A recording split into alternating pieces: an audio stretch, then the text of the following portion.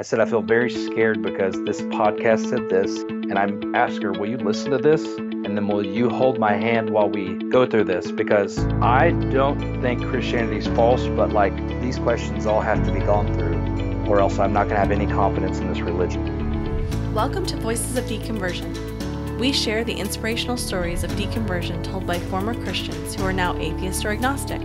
Our stories remind us we're in it together. They encourage us as we discover who we are and help us to embrace who we become. Now here's Steve with today's guest.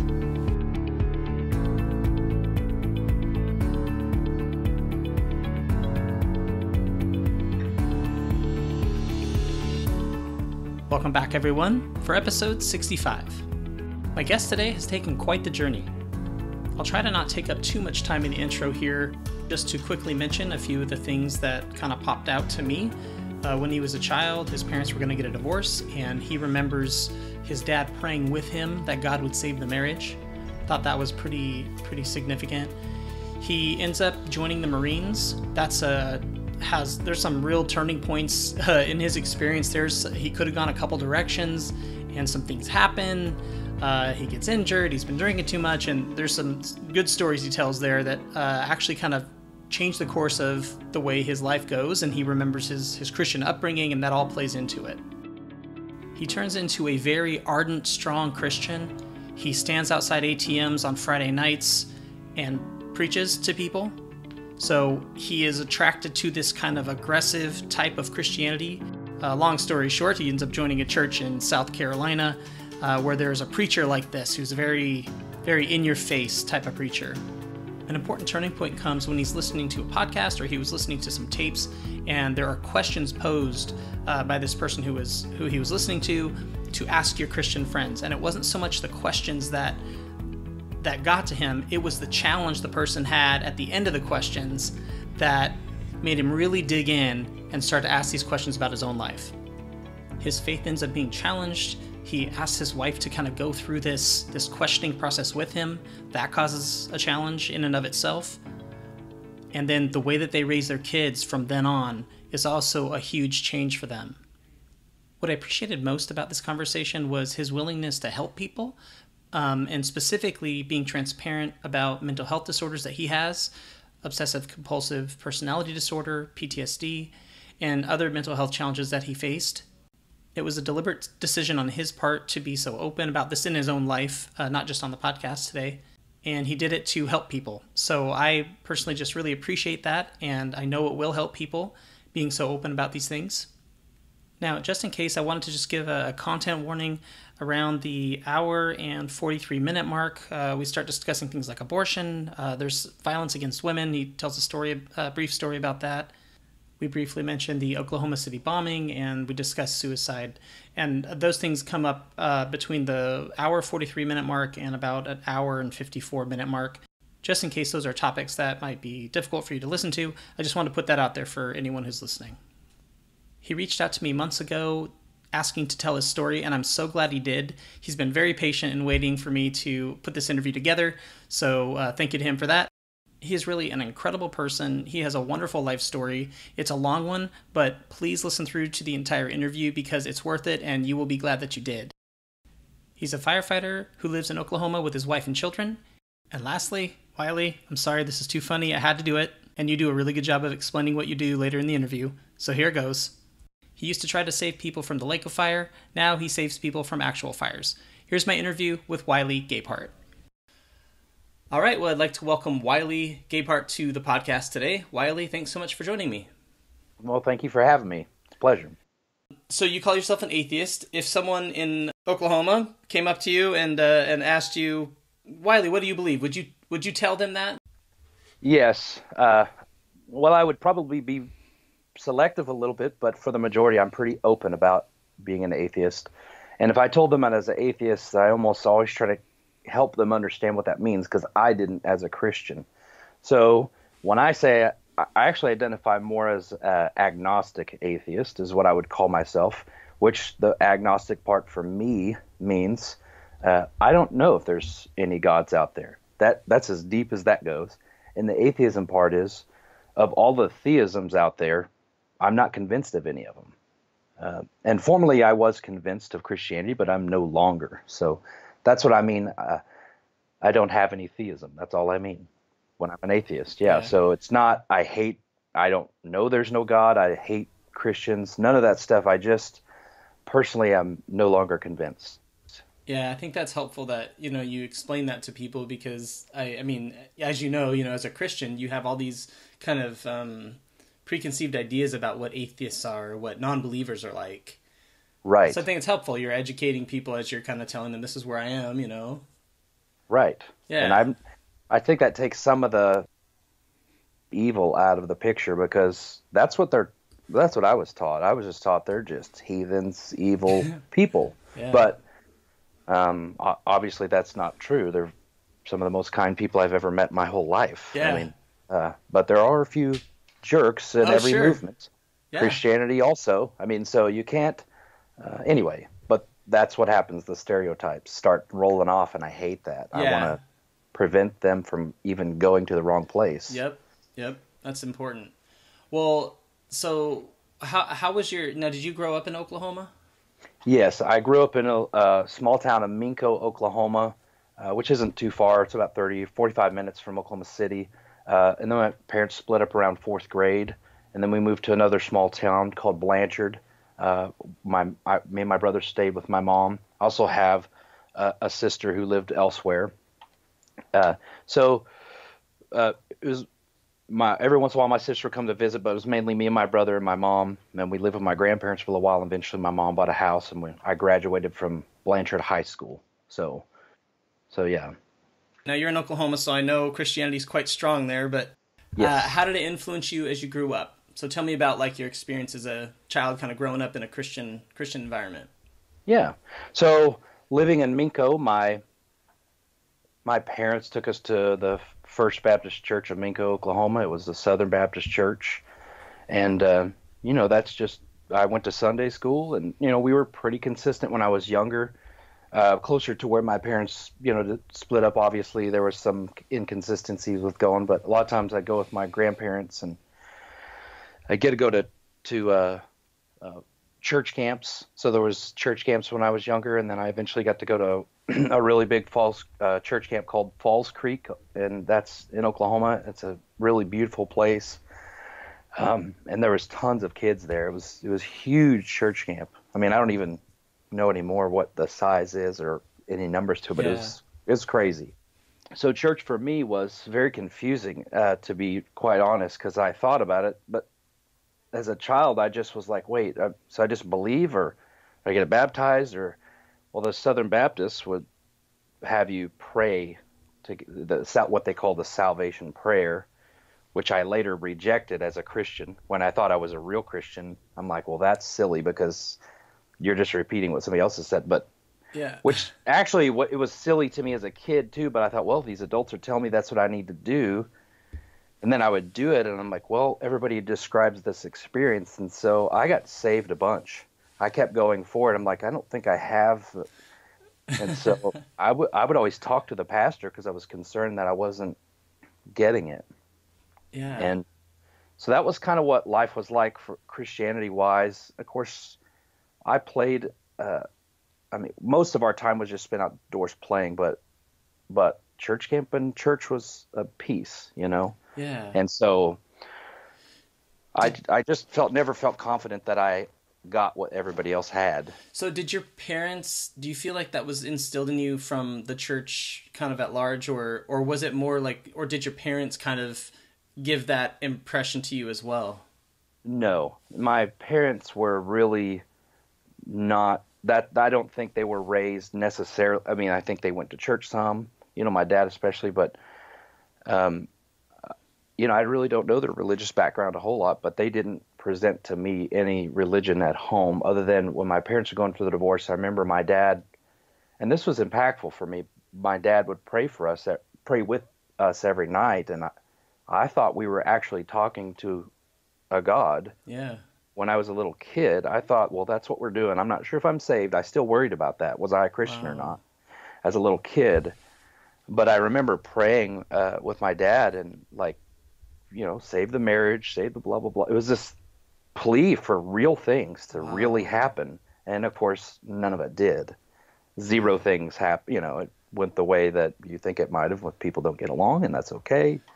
Um, Yeah. so we moved to live with. So my grandparents went to church. They were real faithful to sit in the same place, and so I saw them there. So they were kind of my example of religious people, and all they did was go to church. They didn't use a lot of language and stuff like that. And my Hmm. grandmother was the kindest woman you can possibly imagine. Like, she was a beautician in the town, and she did everybody's hair, and she knew everybody. So she was a great person, and so was my grandpa on my dad's side. And of course, all my grandparents were amazing people, Yeah, yeah. and they all impacted me. But religious wise, it was my dad's parents that really had the biggest influence on me. And I wanted to be like that. I wanted to do that. So I can just imagine how I don't know, how, I guess you said impactful, how impactful that was for a kid to hear their dad praying for such important things, such right. big life, moments, to be praying to a God for help for these things. And then, as a child, when your parents divorce, like, that's usually pretty Yeah. significant moment in a child's life. And Yeah. how old were you again when that happened? I was in fourth grade, Okay, so so pretty young. I mean, about yeah, 10 years I old or think so. yeah, I think I might have been right around that time. Yeah, something like that. Wow. Um, yeah, and it was so yeah, but So then you lived with your grandparents. You didn't live with either of your parents, or was it your mom and your grandparents? yeah, it was my mom. We didn't have a place to go necessarily at the time, so we stayed with my grandmother and grandfather.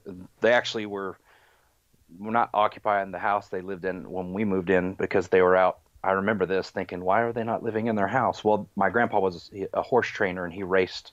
He was at the horse track all the time Oh training wow. horses, and they were in like another state. So, of course, Oh. they moved back eventually, and I got to live with my grandma and grandpa and my brother and my mom all there. Yeah. So, And so it's your grandparent, your mom's parents that really had an influence on how you saw Christianity. right. Or my dad's parents, and then Oh, we went to live after the divorce with my mom's parents. So that may be all gotcha. confusing, but and they were less religious. That wasn't a part of their daily activities or weekly activities. My grandma Okay. was a Methodist, and later would start to go to church a lot more. But her parents were Methodists, which is why she did that, I'm sure. But um, So it's your so dad's parents that were the bigger influence. yeah, Okay. they were the Christian people in my family, in my mind. That's how I thought of Yeah. it. They're the people that talked to me about it. They're the people that asked, what's church camp? Well, you got saved? I'm so excited. And, those kind of talks happen with my grandma, but I didn't talk to that with anybody else. Not my parents, not my brother, not anybody that I really remember. Of course, Yeah. me being a talker, I probably talked a lot. Anyway, Yeah, no, it's good. But what's funny is I don't think this has come up before on the podcast, but it's a little thing. But you mentioned like one side of your family being more Christian than the other, and I yeah, always thought of my mom's side as more Christian. And even when I was kind of getting a little bit more radical in my faith as I got older, I almost viewed my dad's side as like almost like not Christian or something. But I did now I'm an too. adult, and like some of them Yeah. are religious and some of them aren't. It's so funny Right, how but it we seemed like a think, big thing as yeah, a kid. yeah, like this is the side of the family that's like really religious, and you almost want to, like, if you want to be a good Christian, okay, I got to model myself after these people. Yeah, yeah, exactly. But and even saying that, my grandparents were probably pretty, what do you want to say, normal, everyday. Like, they didn't evangelize. They didn't. They Yeah, they're just people in a community. They wouldn't sit in a pew and listen to the yeah, influence of the pastor, and it affected them in a positive way. I think. I think it did. I think that their Christianity was what many people considered a cultural way to be good, and that's what they thought it was, yeah, and that's what most people think it is. It's a way to be good, but my part is what eventually is it true? That's what I actually cared about, mm-hmm, because you can find a lot of models of things to help you be good. right, So I don't care if it's useful. I care if it's true. That was yeah, the more important later in life, but yeah, not early at all. just going Well, along with it, I just right? went along with it because, I mean, when adults tell you and the whole community tells you that this thing is true, well, why would I reject that? I mean, Right. Why what even caused, question it? Yeah. Right. I mean, the Earth is round and not square, not flat, or it's round. It's this. And so I never questioned the roundness of the Earth. They could have been deceiving me all along on that, but you know what I mean. Because I Yeah. never looked into it. I just assumed, oh yeah, there's pictures. I saw that. So Yeah, yeah. why question it? And I didn't. But I also later in life, when I moved to that new town of Blanchard, it just kind of wasn't a thing for me. I went to church camp once with a friend who invited me because I didn't go to church anymore. Mm-hmm. But every once in a while, I'd meet somebody who would invite me to one of those camps, and I'd go, and I might go to their church for a while, and then You're like, it'd fade away. And I started to become 12, 13, 14 years old. Other things start to, here comes music, here comes all kinds of other, I rode my bike all over town, and we just, it wasn't on the forefront of my mind pretty much. Kind of during that time. In high school. In high school, I became more of a partier, and I didn't like the authority of sports, so I wasn't a sports guy. I was kind of a loner and a party guy. We built tree houses. We did all kinds of things at my house. So I wasn't ever into sports, and I didn't get into the religion there either. So so kind of that faded away, and that was still just dangling in the air, and it was almost like in the background, like I better get back into this. This is right. I'm doing a lot of things that I probably a teenager's thinking you shouldn't drink and blah blah blah. I drank a lot and partied a lot and did that kind of thing that typical teenagers do. I'm a bit of an extremist in all things typically, and so I was pretty hardcore about it. I mean, anyway, my brother went to the Marine Corps, and I watched him go, and so I kind of ended up thinking that was a dumb idea for him to go to the Marine Corps, but then I watched him graduate in San Diego, and then I was like, man, maybe I should do something like that, and so eventually maybe it was an impressive ceremony or something, and it really made an impact on you? Yeah, so I ended up joining the Marine Corps. So that's kind of early childhood and teenage years, a little bit of religious, but not, especially in teenager, I just really wasn't. And then joined the Marine Corps, and I used tobacco. I was from Oklahoma, so I chewed tobacco, and I even smoked cigarettes. I think did both of those things. I had all that stuff. I went at the Marine Corps, and when I got out of boot camp, I was like, I'm going to quit all that stuff. And so, I went to Okinawa, and I became a firefighter in the Marine Corps, an aircraft firefighter, and that's all we did. No EMS stuff, none of that stuff. So go to Okinawa as a young man, and they say when you get there, you're going to become a bodybuilder, or you're going to be religious, or what was the other one? Or you're going to end up a drunk. Oh no! Like that's what those they are your happens options to young Marines when they go to Japan, right? Is those three options, and I definitely, what happened was when I got over there, I'm a young Marine in Japan. They don't ID you to buy alcohol. So we were in Okinawa, the small island, and we had plenty of time off because we would work for 48 hours and then get off for 48 hours. So as soon as we got off in the morning, we just started drinking. Wow. And we would just, every time we were off, we would just drink all the time. But when I first got to the island, even though I was doing that, somebody invited me to a charismatic church, and in Japan, which was now think of Okinawa as 70 miles north and south, 18 miles east and west, and so it's a small island. There's 8 military installations on Okinawa. Oh, gotcha. So it's very Americanized in the sense that you go to church somewhere. If an American invites you to church, you go into an American church. Yeah. It's not a mix necessarily because of the. So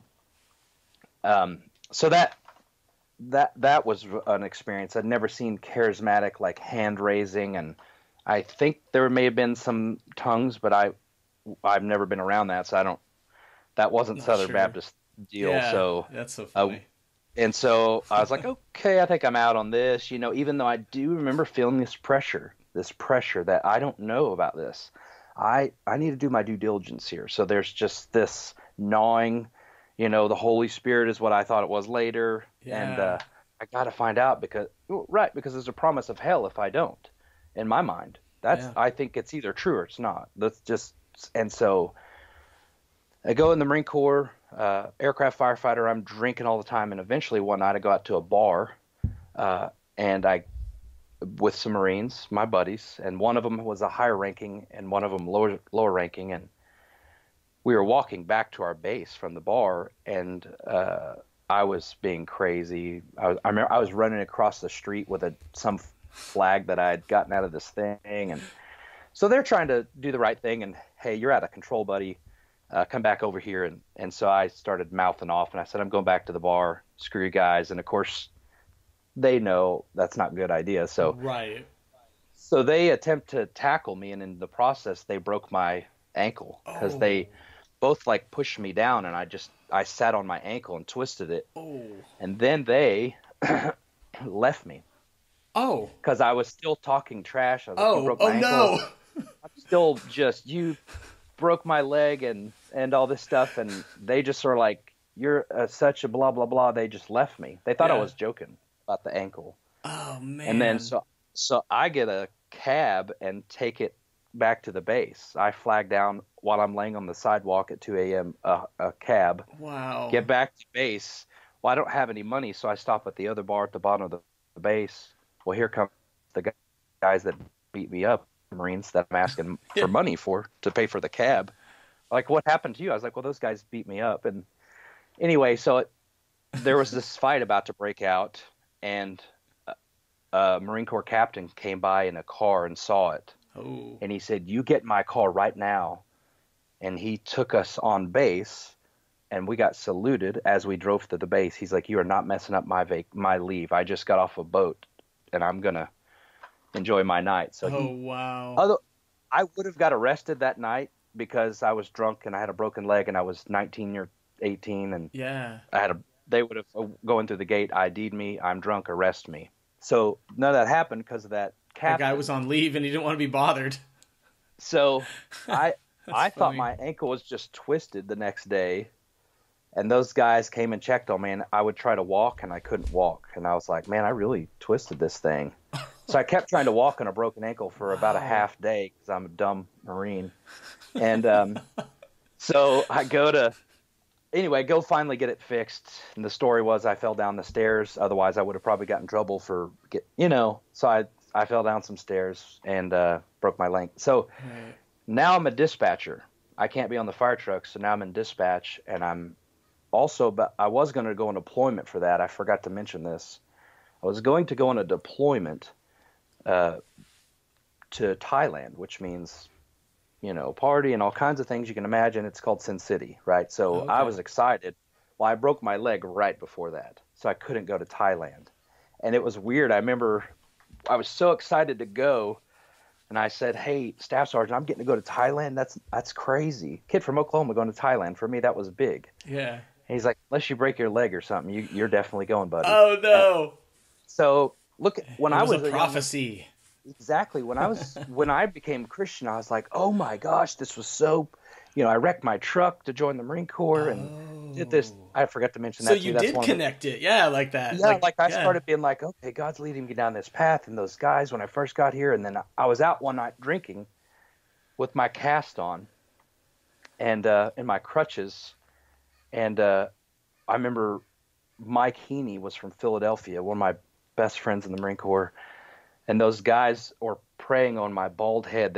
Because I met these street preachers. I met these street preachers on the street where all these bars are. And they're like, can we pray for you? I was like, yeah. And I had shaved my head and they had their hands on my head. And Mike's like, get your fucking hands off him, you motherfuckers. And I was like, he had no care for religion. I was like, whoa.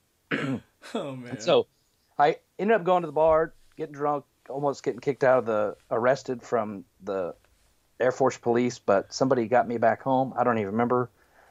But the next morning, I was doing my laundry, which is hard if you have crutches. I was doing my laundry down the hallway where one of the guys who was on duty named Achilles Patrick, was a young man from Texas, was talking to Jason Reardon, who was an atheist. Oh yeah, I did say that in my You letter. mentioned Jason. I remember his name. Yeah, okay, I totally blanked out on that. But yeah, that's where I met Jason and Achilles, a strong Christian who was raised in Texas. His dad was a pastor, Okay. talking to an atheist, and here I am, a guy that was hungover on crutches.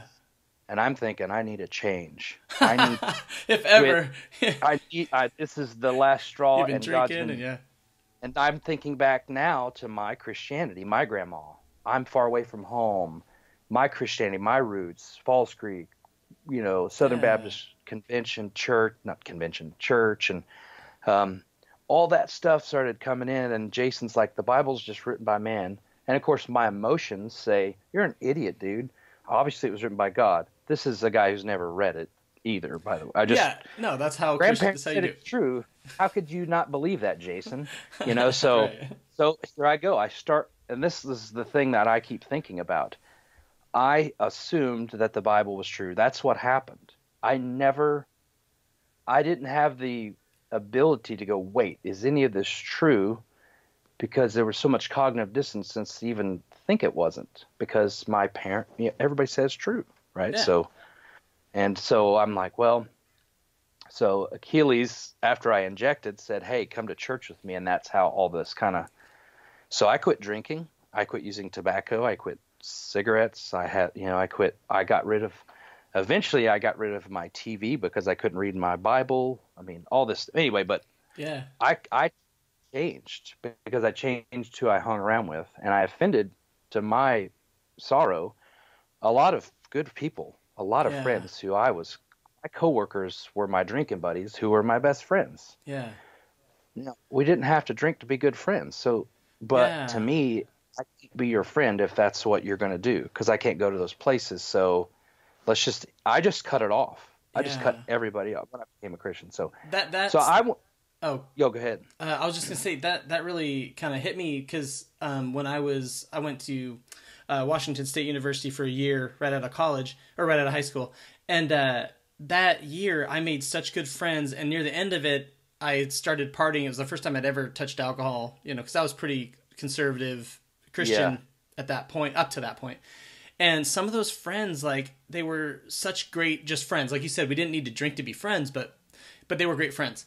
And then I went back to my kind of real strong Christian lifestyle, and I purposely didn't reach out to those guys.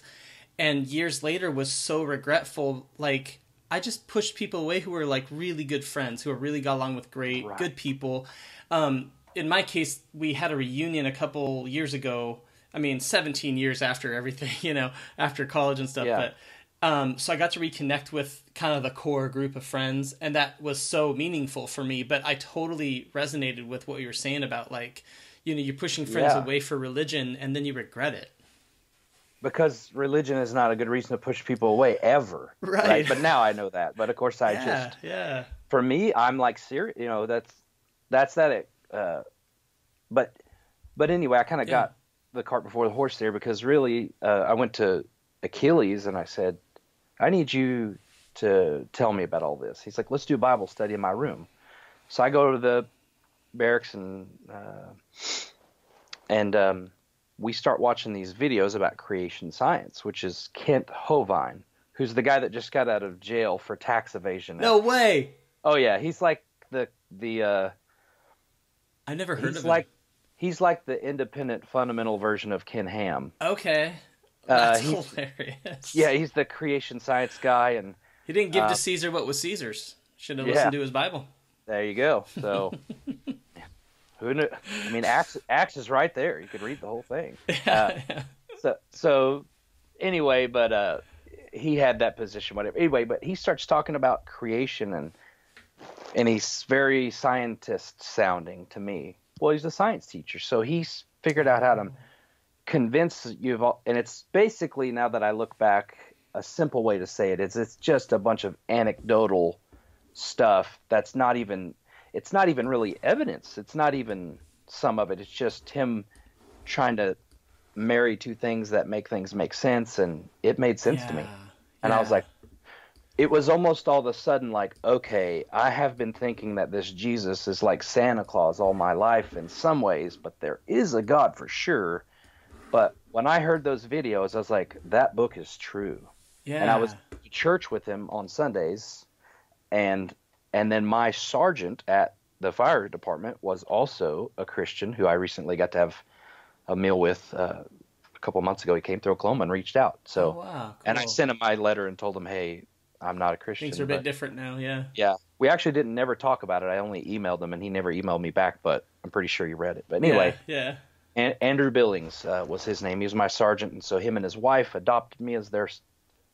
So I just started going to their house, and they had several other young several military people who they're single GIs is what they called us. So they had, Yeah. our church had a single GI ministry for single military guys, and I was on the bus ministry picking up kids. I was in the Wow. Sunday school helping teach. I was because it just changed. I realized this is all true, and I got rebaptized, and Wow. like I got all this stuff, and now I've got this change because I changed my friends, I changed my habits. I'm no longer, you can't smoke and drink with church people. Yeah. So that's just obvious. Yeah, I changed because I changed who I hung around with, different values, right? So Yeah.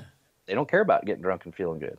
So, so that happened, and then shortly I got introduced to this. I met a guy because I would find ATMs to stand at where there's a long line on Friday Oh, wow. and preach to everybody. I would knock on doors until they kicked me out of the barracks on all of the military installations. We would just go to them because I can get on the base, and I would go into the barracks and knock on doors, and they'd say, you can't do that here. I'd say, okay, here's a gospel tract. I was That's aggressive. funny. Yeah. Because to me, it's either true or it's not. If there's really a lake of fire, and I was convinced at this time that there was, and I was Yeah. not going there, if there's truly a lake of fire, I've got to knock on every door. I've Yeah. got to warn everybody. And to me, if you're a Christian and you didn't feel like that, you're probably not a Christian. Like if you didn't feel the urge to help others, how can you actually say you believe this? Right. It So didn't really matter to you. You didn't really buy into it. Yeah. Right. So to me, it was true.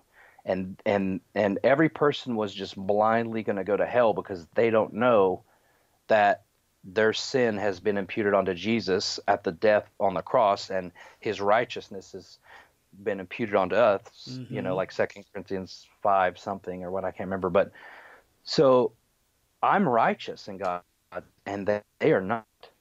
The only way for them that status change is for them to gain this new information that I have and they don't. I'm not arrogant about it. I'm just Trying to help. I want to help everybody, and that is like I just can't not help people that, and it's annoying to some people because obviously they don't think it's real. They think I'm a nutcase. But but to me it was, and my family, all of them were going to the lake of fire, so to a hell. So to me, I have to get on the phone from Okinawa and call them. Well, they don't like, and I'm blunt. Like, Mom, if you don't believe this stuff, you're going to suffer for all eternity. And so there's this shock. She used to have to try to catch me with my cigarettes and my tobacco, and now and now you're telling her. I'm telling her, hey, So I pushed everybody away, even my family. I became really awkward. Just that's all I talked about. Zero interest in work, anything else, because it strikes me because your family was like Christian, right? But they weren't your version of Christian that you were really feeling was the right one. That's correct. Okay. Essentially that's embarrassing to admit that, but that's exactly how it was. Well, that's how I was. It's probably how most of my guests were. Yeah. And so I just thought I've got to warn people, and so I'm plugging along. I'm loving it. I start to go to a Bible Institute that they did over. They ordered these videos, and the church put on a Bible Institute. So I've read all this stuff. And then about that time, I met another guy I invited a guy to church. I got derailed from saying that, but I invited a guy to church, and he was interested, and he was kind of backslidden. He had left South Carolina from Calvary Baptist Church where he grew up. And so I met him, Johnny Eldridge. And Johnny, he ended up sharing some cassettes of this preacher that was his pastor, Carl Baker. This is where my life got a little crazier than it already was. Because Carl Baker was very charismatic, not in the raise hands, speak in tongues. He didn't believe in that. But he was just a ball of energy and fire, and he preached, and it sounded like the drill instructors. Turns out he was a drill instructor in the Navy. Oh, wow. So there was a lot, and there was a lot of drill instructors because it was right by Paris Island, and that I found out went there. But it's just it was attractive to me because he was so aggressive, like a Yeah. Marine, not like a Marine almost to me. Yeah. And I always tell people I hated people telling me what to do, so I joined the Marine Corps. That's so funny. It's the opposite of what you do. But Right. but I was attracted to that because I wanted order, I think maybe, and I wanted somebody who was confident. And Yeah. this man, turns out he was a street preacher in South Carolina. Like they would go out and preach on the streets. And before I ever got there, there was a showdown between the town and the church over street preaching. There was an ordinance made against loud and unseemly noise, and then they would arrest them and they would say, how loud is too loud? What is loud and unseemly? What's the level? What decibel? Oh my So gosh. the church was like, you made that law for us to shut us up, and this is a freedom. So anyway, he got arrested. This is my memory of how things went from what other third parties have told me. So, Yeah. but he got arrested 80 something times and ended up going to the jail, the state penitentiary, I think, or something. Okay. I don't know. He went to jail for like 3 months. Oh my gosh. And then he studied all this legal jargon and the case and precedents, and like he's so intelligent, right? The man is amazing intelligent. And he goes back to the Supreme Court of South Carolina and wins on freedom of speech. Wow. So it was on like the Phil Donahue show. People came from all over South Carolina and would sing and preach, and it became this like church on the streets. And you could look it up, the whole debacle of South Carolina. Anyway, so that's funny. the cassettes I got, is this guy who started Gotcha. preaching, and he was preaching against Christmas. And to me, I just have this personality. Then like, well, if Christmas is all crap, then why would we celebrate it? So I started researching it, and I'm like, yeah, it's like a bunch of pagan mythology stuff mixed with Christian stuff because of the Roman Empire at the time, and because of a lot of other weird stuff. It evolved into, what does the Christmas tree have to do with Jesus anyway? And so I was like, these Christians are doing weird pagan things. So now I start to elevate, right? Nobody else knows this. I know this. And so it's like this. Yeah. It's very powerful for me because I'm like, I know that all those Christians that have trees in their houses haven't thought about this. I got to tell them. So I would tell the barber, Christmas is bullcrap. Because Going around ruining Christmas for everybody. yeah, just run around ruin Christmas, and because if we say we value truth, and if we are Christians, how could you not connect the dots that this is a crazy pagan thing, right? So, and we don't know when Jesus was born, of course, all this other stuff. So, and then it was the other thing was you shouldn't own a TV. So you shouldn't watch it too much if you have one, or the deacons weren't allowed to have one in this church. And Oh, wow. so that motivated me to double down. I'm like, if this is true and everybody's not getting that there's a lake of fire and a heaven, I got to get them. I got to know more. I got to be able to answer more questions. And so so that was kind of how that started. And I eventually moved, got stationed in South Carolina, and went to that church. Wow. When I got out of the Marine Corps a year and a half later, I stayed there for 3 or 4 years. And I was a regular Saturday morning street preacher. I ended up being a mailman, and I worked for TSA, and I was a mail carrier for a while. Okay. Eventually I got in a fire department there in South Carolina. That's when I started really digging into doctrine. I'd been at this church for 4 or 5 years at this point, and so there's this doctrine of Now, sinful about nature. how old were you at this time? Okay, so yeah, basically I'm 18 and I joined the Marine Corps. I was a little later start because some things happened when I joined the Marine Corps, so I had to wait a few months. But that happened. I went in pretty much right out of high school. October 13th, I think, is when I actually left. That's when I got in 1998. So it rolls around. I graduate boot camp in January 1999. Go to the Fire Academy in San Angelo, Texas, and then August of '99, I'm in Japan. So it's like really quick that I'm 19 years old in Japan. Yeah. And then, of course, that's when I got to Japan. But then now, fast forward, it's 2002 and 3 that I'm in South Carolina. Okay. About to this where we are right now, where I've just got on this fire department. Okay. And I start to get into listening to this guy, and I just he was a guy that is Michael Pearl was his name, who wrote a book called How to Train Up a Child. And I saw all these Christian people with these disciplined kids, and I'm like, well, I better learn to be a parent while I don't even have a wife, because I didn't have a wife or girlfriend. So I was like, I'm going to read these parenting books when I'm a single 20-something-year-old kid. So that I was wanting to be the best parent I could possibly be. That's good. Before I want to be so I would read books about how to be a husband, how to be a parent, and I thought, man, I know all this stuff. I'm going to do well, you know. So yeah, I would be about 22 or 21 or 22 at this time, maybe 23. No, it'd be 2005. I'd be 25 at this time. Okay. So something like that. I get confused. No, right it's there. fine. But, yeah, early to mid 20s. Yeah.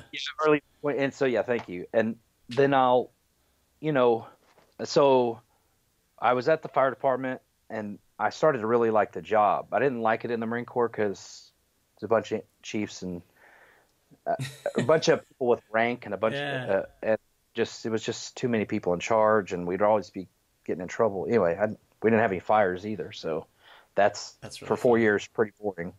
Yeah. So, I'm at the fire station, and I like it. And there was this guy I listened to about child training. Well, he had sermons on doctrine, and so I would listen to these over and over. And because I didn't watch TV, I didn't do anything else. Yeah. I read books and listened to sermons, and that's it. And so he started talking about sinful nature, which is a concept every Christian would be familiar with. But to me, he said that concept doesn't exist in the Bible. It only exists in Christian doctrine. And so I'm like, let's hear your position. And essentially his position was very much more reasonable than anybody else I could, because I kept talking to people about this. Well, eventually no one else had thought it through, but this person had. This person has, yeah. And he used to be a Baptist, and he left the Baptist, so now he's obviously not good to anybody who's a Baptist.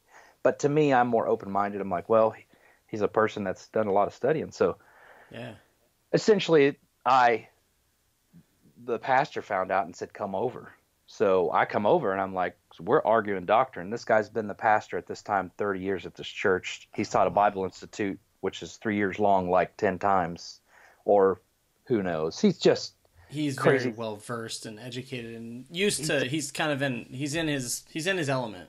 Oh, that's all he does, and he's very controversial. So, and I like that, except when the tables turned on me, really. I liked it when he railed on everybody because I didn't think he was truthful, and I also didn't think he was honest.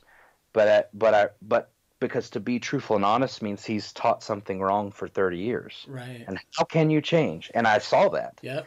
He can't change. He's got a same face. And then he started preaching sermons essentially against me in front of the congregation, like, hey, if you're wondering why I'm talking about this topic, it's that guy sitting back there who's causing all this trouble with this different doctrine that we don't agree with as independent Baptists. So that just felt uncomfortable. I don't mind being called out if I'm wrong, but I don't think I'm wrong. So did he literally called you out by name? Yeah, he called me out, pointed me, Wiley. That's how his church was. That's nuts. Like if you went out to, like this guy would almost intentionally try to hurt your feelings because you need to be thick-skinned as a Christian. Wow. Like I remember one day, what did he say? He said, a lawyer came to visit our church, and I'll never forget this because it didn't make sense. There's no reason to do this. He said, do you know the difference between, he said, oh, you're a lawyer? Like, if he noticed somebody new in his congregation, hello, welcome to our church in front of everybody. Yeah. My name's Carl Baker. This is our church. What do you do? I mean, it was just he would interview them almost. And he's like, oh, you're a lawyer? And he said, do you, he said, you know the difference between a lawyer and a mudcat, which is a fish? He said one's a low life, scum sucking, mud dwelling. And he said the other one's a catfish or a mudcat or something, you know, just to fence. Yeah, just like totally insulting the guy right after he says hello to him. Yeah. And they got up and left, which is what you'd expect. Right. Why would he do that? It didn't make any sense why you would offend somebody. And then, of course, I was being offended. I was. He was saying that I was wrong, and I didn't think I was. It was just this public... Yeah, shaming, essentially. Yeah, public shaming. So I was like, well, you know, I stayed here for this church, but apparently that's not going to work out. And so, because I'm not going to change my mind because of pressure, its only reason is how I thought. You got to show me from the Bible why you think. So I was very literal about the Bible, very much tied into, I don't care what you are, your position, what does this book say? So people's opinions were irrelevant to me, and he had an opinion. Yeah. He didn't have a position that was biblical in my mind. So yeah. Now this, I forgive me, but is this the same guy who was like the one that you were listening to when you were not in South Carolina? When I was in Okinawa, he's the guy telling me about Christmas. So I looked up to this guy. Okay. I've been listening to this guy since I was a Christian very early. What was his name again? Carl Baker with a K. That's right, Carl Baker. Yeah. Okay. Yeah. Yeah, I wrote it down. Yeah. Okay. Calvary Baptist Church, same South guy. Carolina. So then you go to South Carolina, you go to this church, and then you get to know the guy. Oh yeah, for years, 4 years. Wow. I did work on the buildings. I was best friends with the treasurer, not best friends, but like his family, which was, so this Johnny Eldridge guy that I met in Okinawa who gave me the tape, his family lived there. Okay. So when I got assigned there, he left Okinawa and came home with me so he could introduce me to his family of 10, which he was part of. Wow. So there was, wait, no, I say that wrong. There was two parents and there was 6, anyway, a bunch of kids. Yeah, a bunch of kids. That's crazy. I can't remember that right now. I've drawn a blank, but it seems like they were a family of 8 now that I said that correctly. But so I get to meet them, and it's just, I'm immediately one of them. Yeah. It's just the best feeling you could ever imagine. Like and the doctrine seems to be correct. This guy's not afraid to confront things and follow the truth wherever it goes. And I've got these support network. They were feeding me every night at Charlie's house in Cressy, which is Johnny's parents, the guy I met in Okinawa. So yeah. I'm just immediately this, and I'm also like somewhat of a, you know, I'm this young Marine and show up and I'm on fire, and that obviously affects other people who maybe aren't encouraged. So some of the older people are like, let's go street preach, let's go knock on doors. And I'm like, yeah, let's freaking save the world because there's a hell. And we are, what do you, I don't know what you want to call it. We're soldiers. Yeah. We are during the hardship of this crappy life so we can help everybody to enjoy the next life. This is a waste of time, this life. The only thing that matters is people become Christians. Yeah. I was just that sold out because it's either true or it's not. If it's true, then we shouldn't be sitting here enjoying ourselves. We should be changing everybody's mind about this thing being true. Anyway, so that's I totally understand what you're saying. Yeah. And so but then I'm like, you know what? I moved here. I stayed here because of this, and I had that feeling. Well, towards the end of my South Carolina stay, I didn't. So I left. I said, hey, Mom, I want to move back to Oklahoma. And my brother and my mom drove in a pickup with a trailer, and they felt like it was a rescue mission to get me out of a cult. Well, it sounds like it. That's right. And wow. And now I look back, and I'm like, holy crap, I'm glad that I studied that. Yeah. And if I didn't have any division, I might still be there. And I look back at that and think that is just a terrible... Anyway. Well, because that was like around the time that you were... Or maybe this is a little later, but around the time that you were like calling your mom and telling her like you need to. Well, that never really stopped. I mean, essentially. Yeah. So she's getting these calls. She's probably like, "Wow, he's really extreme now." Yeah. And then the more she learns about it. Yeah, and then they've also visited me too there. Yeah, because that was where I lived. Yeah. So when they came, they also came to that church once, and so. Wow. It's just bizarre stuff for them. And, you know, looking back for me too, but like at the moment I was just right. It was in the right place, at the right book. Mm-hmm. I've got the truth on my side. I was just confident that I was right. Well, so all this happens, and moved back home to Oklahoma, and I feel alone. No church, none of the stuff. Start to go to church. It's the independent fundamental, same label. But I get here, and the pastor's saying things about the one. Let me go back. The pastor was saying things like, if you don't listen to me, then you're not listening to God, which essentially you can see where that goes. Yeah, right. Yeah. So I was like, wow, there's people still sitting here. I'm like, I'm out. This is crazy. So, but that was when I left that church, but I stayed there for about a year before I was like, okay, I can't handle this guy either. He's crazy. This is back in Oklahoma now. Yeah, this is back in Oklahoma. Yeah. And I'm single by myself. I'm working on the ambulance. I'm a new EMT now, trying to get on a fire department back in my home state. So I'm working on an ambulance, and so I just start going to churches all over. In the meanwhile, I met my wife online, we met on BaptistSinglesConnection.com. That made me laugh when I read that. That's so awesome. It was part of one of my roommates back in South Carolina is like, you need to find a wife. So he made a profile for me on it. And then that's cool. I was like, I'm not doing that, kind of all uppity. And then I was like, well, there's a girl looking at me there. And so. Yeah. Funny how that changes your opinion about the thing. Right. I was like, I'd actually meet somebody. I'm pretty, lonely. Yeah, exactly. So that's awesome. So we met while I was working for the ambulance service. We started talking, go get married eventually. But one of the big things was she was a Christian and she was not as hardcore as I was. So I'm like, Christmas is out. You got to wear dresses. You need to have, I'm legalistic to the core. But it's weird because my doctrine is not. It's so weird because I felt like we are saved completely by grace and not of works. But we shouldn't spit in the face of God's grace. We should go over the top to be the best we can to show our thanks. So it ends up being legalistic, but it comes from this, I don't want to abuse God's grace. Yeah. Turns into legal, right? But it seems like it comes from this reasoned position. And so I'm like, how could she disagree with, and I was also a King James only guy. She wasn't. So, but that was where I started thinking, wait, Paul didn't have the King James Bible. And then I start thinking, but I was so, I've read 10 books on that topic, and I'm convinced the King James is God's word.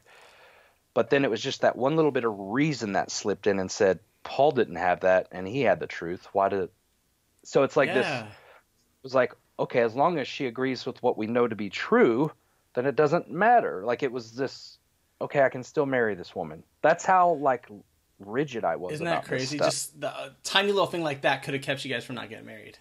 Oh, right. And it's crazy. Yeah. So we got married, and here's how we ended up falling in love with each other, which is, looking back, is it's you have to admit it, but the foundation was weird at best, because now who talks about whether a woman should celebrate Christmas or not when they're like, I was like, I'm not going to marry a woman unless she's in this category. Well, we met. I'm driving up 4 months of talking. We met, and but the reason I drove up to meet her is because she was biblical in her approach.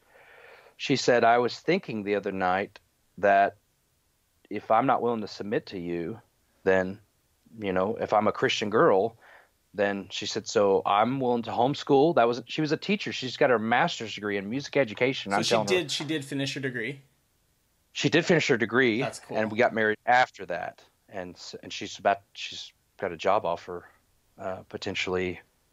She got a phone call this morning. Oh, great. Congrats. It's super nervous and excited all at the same time. Oh, so, that's cool.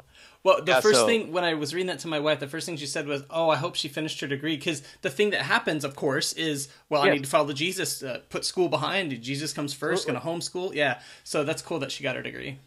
She did. She finished it, and her parents are real supportive. They did it. I mean, her parents are amazing and put her through school. And so, but then, so what do her parents think of me? Well, here's this guy coming along. Anyway, so we end up getting married. She moves back to Oklahoma.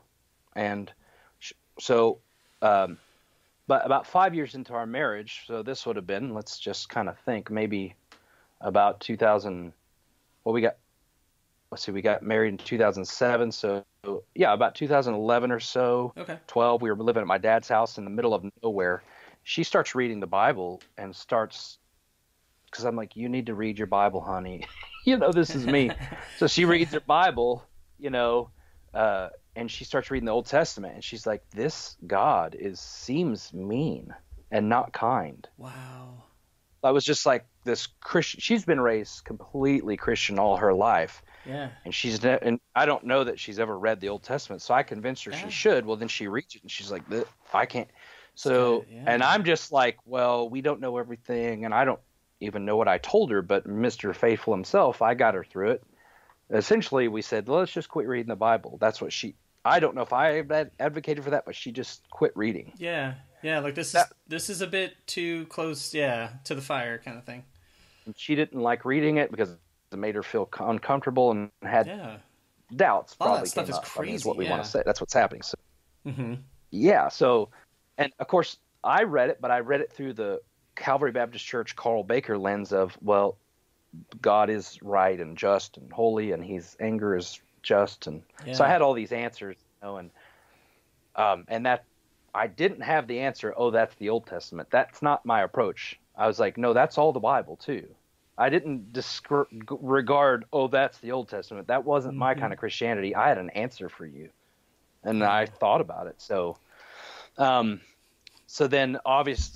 we have 3 children. So obviously I won't tell you all those details, but we have the children, and that's stress, just having kids and all this stuff. Where we're going to go to church. We take them to church. They don't want to go to Sunday school. This church, after we did go, is weird, so we're plugging in all these different churches, and we finally find one that's called the Bible Study Center, but it has the right feel, but I disagree with all the doctrine, as usual with most churches. I didn't agree with any of them. And you didn't agree with their doctrine. Would you say it was because you were so extreme at the time, or was it just different? It's just different. Yeah.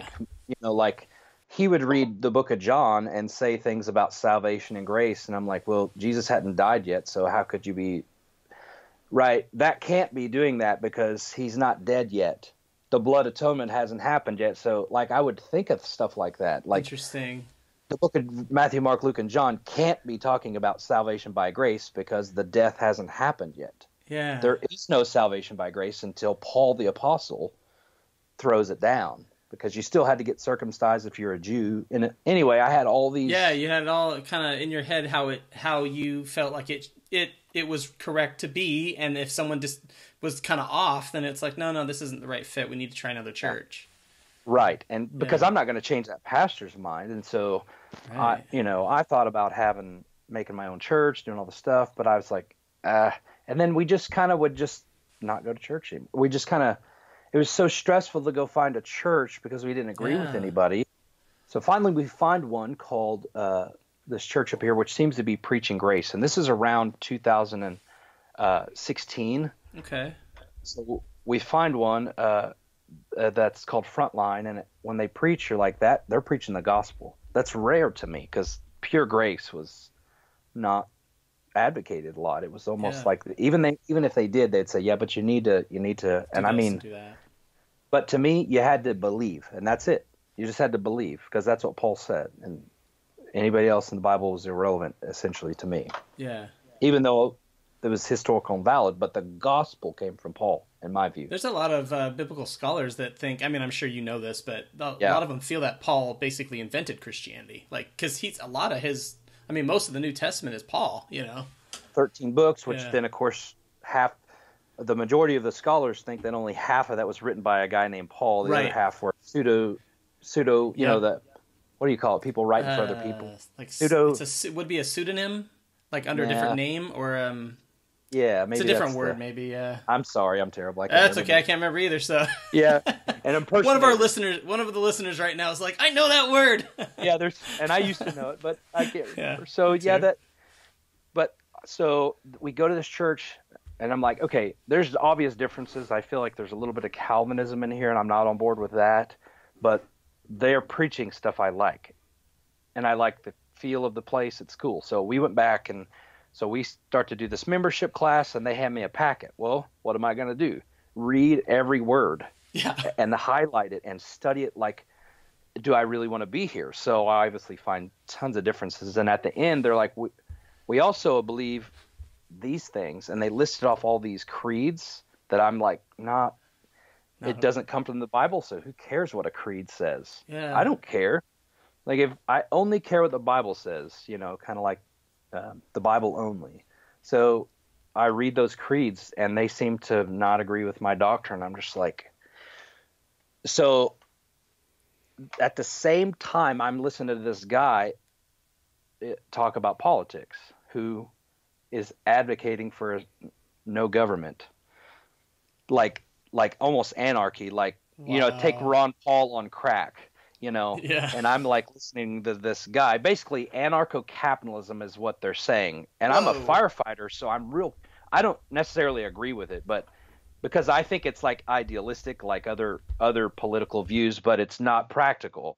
I was listening to this guy, and he was telling me how you could have a fire department without government. And I'm like, well, I got to hear that. How could that work? How could you have police, fire, water, septic, all the things that, like I say, a city has without a government? So I'm 10 episodes deep in this, and the guy says, well, as an atheist, I believe we should get rid of God out of the government. No hint of God should be ever allowed like it is. And so this is I got a little confused. The anarcho-capitalist stuff, is that were you like listening to a podcast or? Yes, absolutely. Sorry, I understand why you'd be confused. Yeah, it's a different podcast. So at the same time as I'm going to study this church stuff, I'm listening to this government stuff. I just listen to stuff all the time. Yeah. No, I have so many podcasts I listen to, yeah. Yeah. So, right. It was a podcast, and I'm 10 podcasts in or something, and he said something about God. I'm like, oh, he's an atheist. I'm a strong Christian, so I don't care about that. I can separate that away and still see if it's a valid way to govern a place or whatever, or not govern. Yeah. And so it didn't bother me. But then like a few episodes later, he's like, some of you got offended that I said that about God. And he's like, well, so then it turned from political to very religious. And he's like, here's 10 questions for you to ask your Christian friends. And I read those questions, and I listened to them, and I wrote them down. And some of them were like, I just was like, he doesn't understand the Bible. There was 3 of them like that, I think. But the last one was the one that got me. He said, what if your Christianity, or could you be wrong? That's what he said. And I said, absolutely. I have to admit that I could be wrong, because I've always been wrong about so many things and changed to the correct position. So I'm going to have to say, yes, I could be wrong, even though that felt uncomfortable as a Christian. Right. I said, but it's not, of course. And so he said, okay, if it could be wrong, then you need to go in and change how you're teaching your children about Christianity. You need to, instead of saying, we know this book is true, we need to say, we think this book is true, but we could be wrong. And you need to teach your kids Christianity like that. He said, but that'll never happen. It would have been okay if he'd have said that, but when he said that will never happen, it was like a challenge. I'm like, challenge accepted, Oh, wow. I'm like, I'm going to talk to my kids first I said, I'm going to talk to my wife about this. And I said, so I was like, wow, I could be wrong, though. It was the first time I admitted this all could be wrong. And I never had thought about that, because in the entry of my Christianity, when I was 20 years old, I said, obviously, I told the atheist he was stupid for not, right? Yeah. So I'm confident in something I've never researched at all. I've just been to church all my life, right? That's so funny. I was so confident. And how old were your kids at this time? Okay, so this is 2016. This is only about 3 years ago. My son was it was the very first part of August in 2016, would it be 16? Because my son was about to turn 7 years old. That's right. He was about to turn 7 in August of 16. And so he was still 6 years old, though, because I remember him being 6 and reading. I got an apologetics book because this question got into my crawl. I could be wrong. And I could be wrong.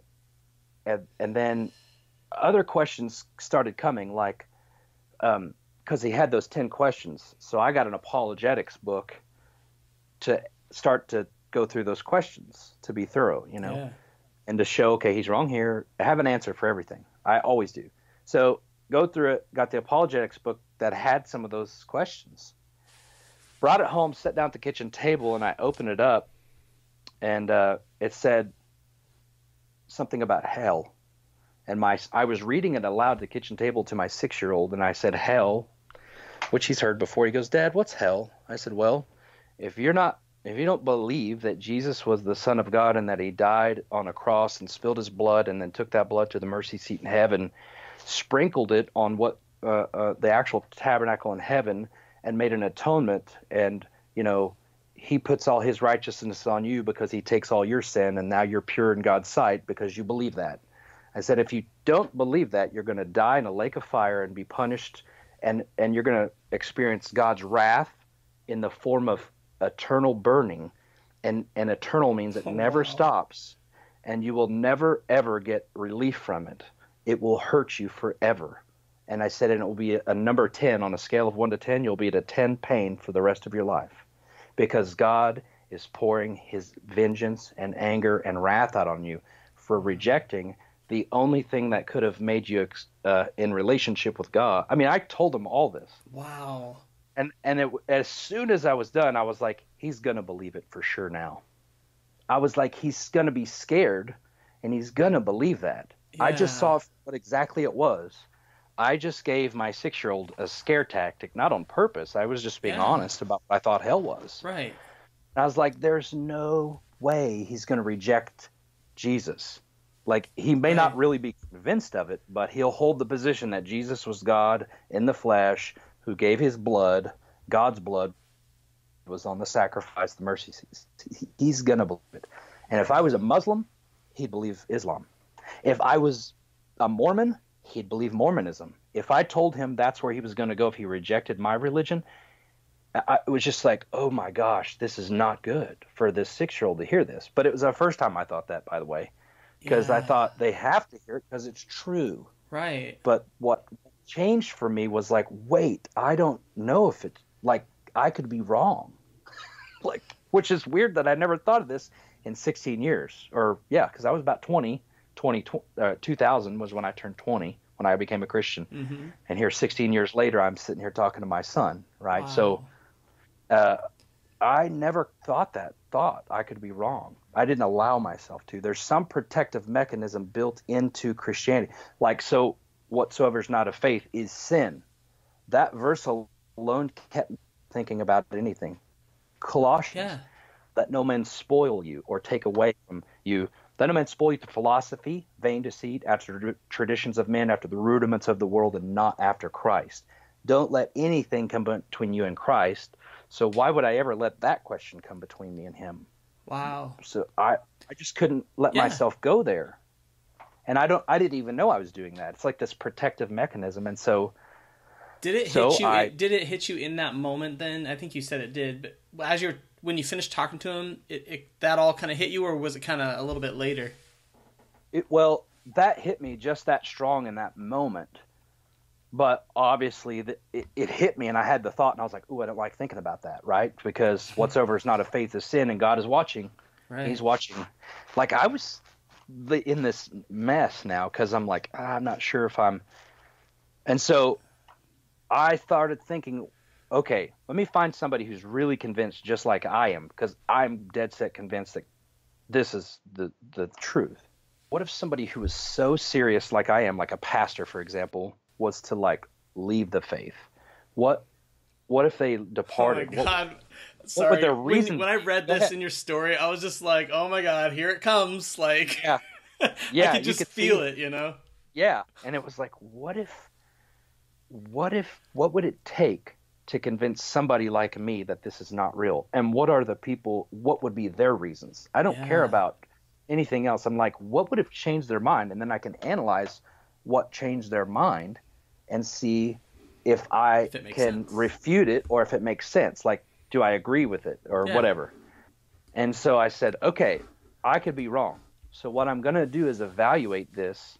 And so I started looking at that, and I found Why I Left Christianity was a woman talking about why she left being a Christian and a pastor. Well, she had all these questions very similar. I'm like, oh my gosh, this sounds like very similar. Yeah. She mentions Dan Barker and several authors, and so I jotted them down real quick because I love reading. That's what I do. I don't even, by this time we do have a TV. My mom bought us one a year after we got married, and so that's cool. She's like, so I am in the modern age, everybody. Yeah.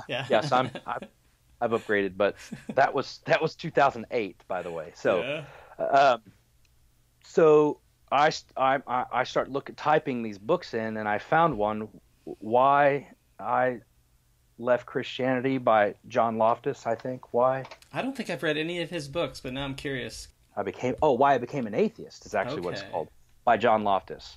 So I found that book, and that was the question that I wanted to know. And he went to, who's the William Lane Craig? Yeah. He went to his school. Yeah. That's crazy. I didn't know that. I didn't know him, but William Lane Craig, I was really impressed with him when I was a Christian back in like early 2000s. Yeah. I mean, who wouldn't be, right? He's very eloquent, and he says things, and if you're a Christian, and you weren't willing to go where we went, then he's obviously convincing. So go find the book by John Loftus, and I'm like, that's the question, and that's the guy. I want to know why. That's the person, the guy that's an apologist for Christianity. Why would he change his mind? And so he wrote a book answering all of the questions that I actually had. Wow. And so each one, he tells his story about leaving Christianity in the beginning, and it's very, when I read it as a Christian, I was like, well, that's a waste of time. I don't care about that. I just want to know the facts. Because his story sounded like, yeah, you're cheating on your wife, I think is what happened, or something happened like that, and his marriage fell apart, his ministry fell apart. I'm like, as a Christian, I thought most people became atheists because they were living in sin. Yeah. That's the way I took his story to be. But when he got into the meat and bones of did Jesus exist? Did Jesus rise from the dead? Was there a pool called Bethesda that healed angels? So I learned that historians don't know anything. They only reason what is most likely to have happened based upon the evidences that we have and the sources. So they don't know epistemologically anything. And so I was like, wait a minute, I don't either then. I can't know what happened to Jesus. I can't.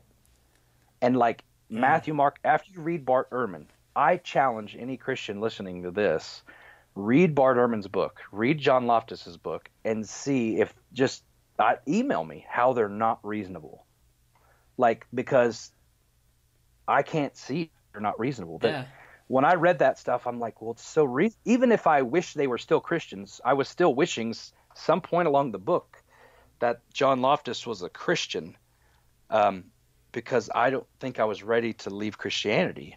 How could you read that and not come to the same conclusions? I don't know. Yeah. Because they weren't being deceptive. They weren't being dishonest. Their honesty is what they were asking the same questions I was, and then when they answered them, they believed the truth, whether it mattered or not, which is what Christians are supposed to do in my mind. And I'm like, if I'm supposed to believe what is most convincing and most true, then Christianity can't be included anymore. And so that didn't happen. I don't remember a time what was your podcast guest, Jeremy? Yeah, the last one. Days, he had the exact moment in time. That would have cracked me up. That's the first time I think anyone's ever said, I had the actual time. It's right here. I know. That was so cool. That was awesome. And I just want to say I loved his story. It's one of my favorite stories so far as Jeremy's. But he's great. I'd love to get to meet him. But and what happened though when I watched the video before I bought any books, I'm kind of backing up here. When I first heard that video, I remember sitting in my driveway. The lady's, I can't remember her name. It's in the article I wrote. But when I listened to that, it was in my driveway, and I was coming home from the fire station. I'm a firefighter still, and so I was coming home from the fire station, and I was 8 a.m. My wife is probably just getting up, and I went into the house, and I in this very serious tone was like, I feel scared. I said, I feel very scared because this podcast said this. And I asked her, will you listen to this? And then will you hold my hand while we go through this? Because I don't think Christianity's false, but like these questions all have to be gone through, or else I'm not going to have any confidence in this religion. I have to analyze these questions, and it's going to make me feel uncomfortable, but I don't want to do it in secret. So I'm letting you know that I'm going to listen to what the atheists have to say, and I'm going to challenge every one of their points, and I'm going to pray, because if the Holy Spirit, which is supposed to guide us into all truth, that's from the scripture, it's supposed to guide us into all truth. If he's inside of me, no worries. Right. No worries. No, why would I have anything less than 100% confidence that I could read 100 atheist books and not come away believing their position? I got God inside of me.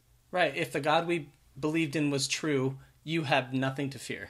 Right, and that's what I told her. I said, if this is all true, though these questions we both know make us uncomfortable, if there's a God, everything will be fine. He'll answer them all because we're his children, and he's inside of us. That was always my thing. If there's something that was as powerful to create everything that we see, if that person is inside of me, why is there confusion? Because the devil is the author of confusion. But the Bible, every time I would try to nail down this doctrine, I'd find something that contradicted it over here. And it was maybe not every time, but many times. And that I couldn't solve those puzzles. And I won't stop. I'm like a dog on a bone. I'm just going to go until I find what makes the most sense. Yeah. And so later I found out, about a year after I became an atheist, I went to a mental health facility for 37 days. So I was told I had PTSD. Oh, wow. There was a lot of marital issues, but I went to a thing just for firefighters. Nobody else there but firefighters from across the nation and Canada. So I went there, and I learned something that I didn't know ever. People always said, you have OCD, and then I would look it up, and I would get to the bottom of it, and I would say, nope, I don't have, that doesn't make sense to me. Yeah. But when I got there, I learned compulsive personality disorder, which is different. It's a fear of making mistakes. It's a fear of uncertainty. So you can see that obsessive-compulsive personality, I want to always be right. So therefore, I can only be right if I'm certain. So that I can only be certain if I put a lot of effort into things. The audio cut out just a little, but I think you said that people were saying, oh, you have OCD, but then you learned that there's something that's slightly different from that called obsessive-compulsive personality disorder? Yes. That's different than obsessive-compulsive disorder? Yes, but they're relatable in some... They have some... similarities. They're like a cousin. They're like a similarity because it's obsessive. But what happens is it's more of a fear of making... Like, I want things to be so perfect that I won't even do them. If that makes any sense. And I'm sure many people have that same feeling. But it really... It's a disorder with me. It can disrupt my lifestyle because I'm relentless. Like when I'm studying politics, that's all I talk about. I'm going to tell you what I think the best political philosophy is based upon the information that I've researched, but no further. I can only be confident in what I actually can know. And so why hold any position that I don't? Because I formally, anyway, that was, so that the Bible thing, many people can just hear a question that challenges their faith and dismiss it, but I couldn't, because what if I am wrong? Then I don't want to be wrong. I never want to be wrong. Yeah. So that's what happened is I just dug in and I read. I mean, you saw my list of books, which has grown since I wrote it, I think. Yeah. But say there's 20 books on this topic or something in that list, because I'm like, well, and what I didn't put in there was more than books. I watched, I stopped almost doing anything else while I was doing this because which was disruptive for our marriage too. Yeah. Because I can't stop thinking about it. And I'd go to work and it was hard for me to focus on work. Wow. Because I don't know that I'm this obsessive kind of guy. And so it ended up kind of climaxing after I became an atheist, because now people are going to ask me questions, and I've got to have all the answers. It's almost like hitting the reset button and starting that process all over again. It is that process when you were a Christian, being like, oh, I need to defend my beliefs. I need to understand everything. And then, oh, wait, I'm an atheist? Okay, now let's start over. Let's learn everything again. Yeah. Because I work on a 1,000-man fire department who everybody's, for the most part, a Christian, which is okay, by the way. I want to say that because I love my coworkers, and I don't. But what I'm afraid of is that people won't understand my position, which is this. Most people are like, well, screw them. I'm not. I'm like, I don't want anybody to get me wrong, which is something which is a problem for me that I'm learning to deal with, which I'm getting better at actually, and being like, oh, now I just learn, I make mistakes and I just own them, which is, everybody else is like, yeah, no kidding. But for me, that was epic. Now when I screw up at work, I almost like it because now I get a chance to say, here's me. You're like, hey. Yeah, it's a way to just kind of be yourself and be accepted with your flaws and everything. Right. Yeah, which is not what Christianity Christianity wouldn't let me rest because I wasn't perfect. And I can always be better. I could always read more Bible. I could always get closer and pray more. And so people saw that dedication as dedication, and it was, but it was, I don't want to offend God. I want to please him. It was, like you said, it was an obsession. It's an obsession to please something that to me doesn't, an invisible sky ghost. I mean, that's offensive to say that, but like I look back and I'm like, there is really we don't know that there's anything listening or anybody, and why does it have to be a person? And is it a male or a female? All these questions I can't even, I'm not convinced anymore. The idea that, when you're talking, I'm just thinking about the intersection of mental health and like fundamentalist religion, and how horrible a mess that is when you combine those two together. Yes. I've heard from other people who have had other like mental health issues that, like serious mental health issues that because of religion, like it was like fuel on the fire. It made it worse. Yes. And I think in your case, for what I think I hear you saying is that was somewhat true, is that the mental health piece plus this fundamentalist belief they were not good for you. No. When combined together, it was not a good mix. No. And it was not healthy for me. It was not good, but that's not the reason I left though. The reason I left is because I determined that the Bible is simply, obviously, I didn't determine it. I listened to what somebody else determined, Bart Ehrman.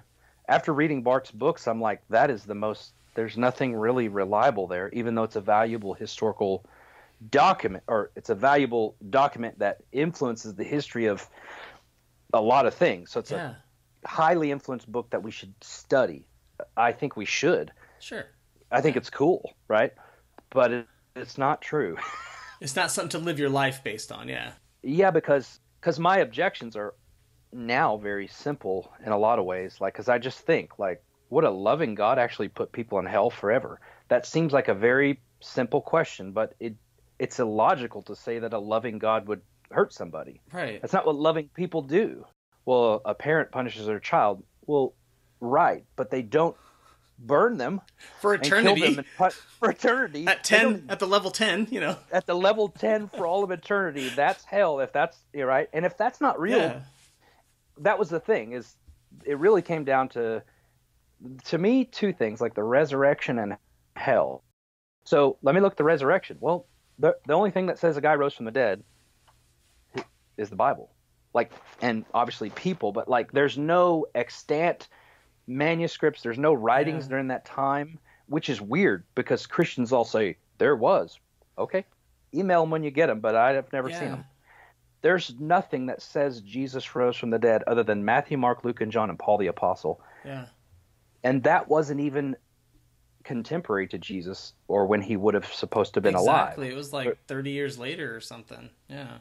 That the first one was written, and then even later, like John was written close to 60 years later or something, you know. Yeah. So, like, why would I believe that?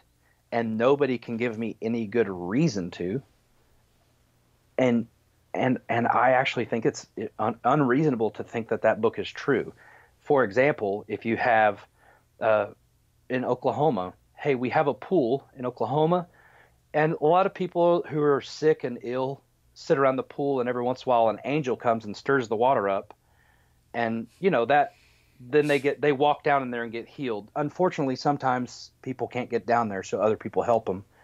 Right? Like if I just told you that happened in Oklahoma City, you'd just be like, "You're crazy." Yeah, I'm going to take you to St. Anthony's Hospital and get you checked out. But if I say in the Bible that it happened in Jerusalem 2,000 years ago, for whatever reason, everybody's like, "Why would you reject that?" I'm like, "What do you mean?" Right. You would reject it outright if you heard anybody say that, but because your grandma told you the Bible's true,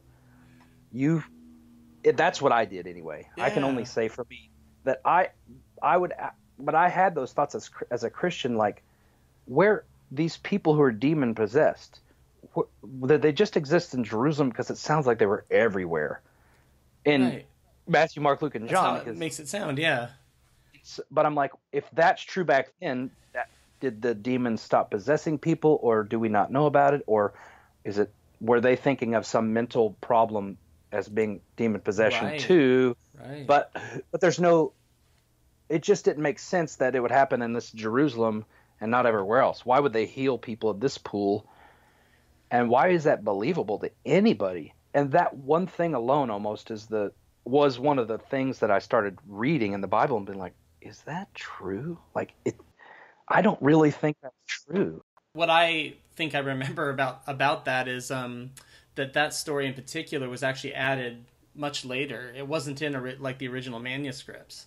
Well, of course, Bart Ehrman demonstrates with evidence that certain manuscripts, that seems to be the most likely thing that occurred. It was a hard thing for my wife because she already had her doubts, and then I quenched them a little bit with whatever I said. A couple years later, here I am stirring them up, and so I forced it upon her essentially that I'm going to think about this. I want you to think about this. And I think she was on board at first. She probably wouldn't have wanted to engage, but I'm her husband. When you walked in and you'd said to her, will you, I want to be open about this. I want to hear what the atheists have to say. Will you hold my hand and walk through this together? What was her response to that? I don't actually remember. I wish she was in here to say, but that's funny. I don't really remember. I bet she remembers how she felt. Yeah, right. I don't think she was excited to. I mean, I don't really remember. I don't think she was like, no way. She wasn't like Mrs. Strong person Christian to come out and say no way. I'll just be honest. In our family and our household, I'm the talker, the aggressive guy that blah blah blah, and she's more peaceful. Let's not talk about that. Yeah.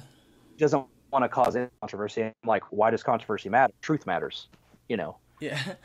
So I'm getting the impression she was going to go along with it, but I mean, maybe she had her reservations, but she was like you said, you're her husband, so she's going to go through this with you. Yeah, she realizes essentially she's going to go through it too, is what really, if I'm being honest, I'm in telling her essentially, I'm being nice and saying, hey, I'm going to do this. Whether you do or not is okay, but I'd like you to do it with me. So essentially she knew she didn't have a choice whether I was going to do it. Yeah, imagine you're driving the car, she's in the passenger seat, and you're like, I'm taking a left turn here. That's me being very vulnerable. I don't even like saying, but without any inhibitions, I'll just lead us that road. And, I wish I went back, but ultimately it is how it is. I couldn't be quiet. When I was a Christian, I couldn't be quiet about. If I read something in a book that was about Christianity, I would share it with her. And it was the same thing when I read something. I'm like, okay, if you're a Christian, how do you deal with this? That I would do that to her because I'm like, I don't see a way to make Christianity work and this work. They seem to be like reality and Christianity seem to be in conflict. How do you square that round peg? And or whatever. And so she obviously couldn't, right? And nor did any of the apologists that I watch in the countless videos of debates between Christians and atheists. The atheists are the only ones that made sense to me. Yeah. And the Christians were saying, well, don't you see this anecdotal evidence? Don't you see this? And I'm like, okay, but that's That's not what we're looking for. Oh, don't you see how Christianity helps people? Okay, maybe, but is it true? That's all I care about. Because if it's not true, it is a waste of my time, in my view. When you started down that path, you know, your wife was kind of going along with you. At what point did you realize that you didn't buy into Christianity anymore?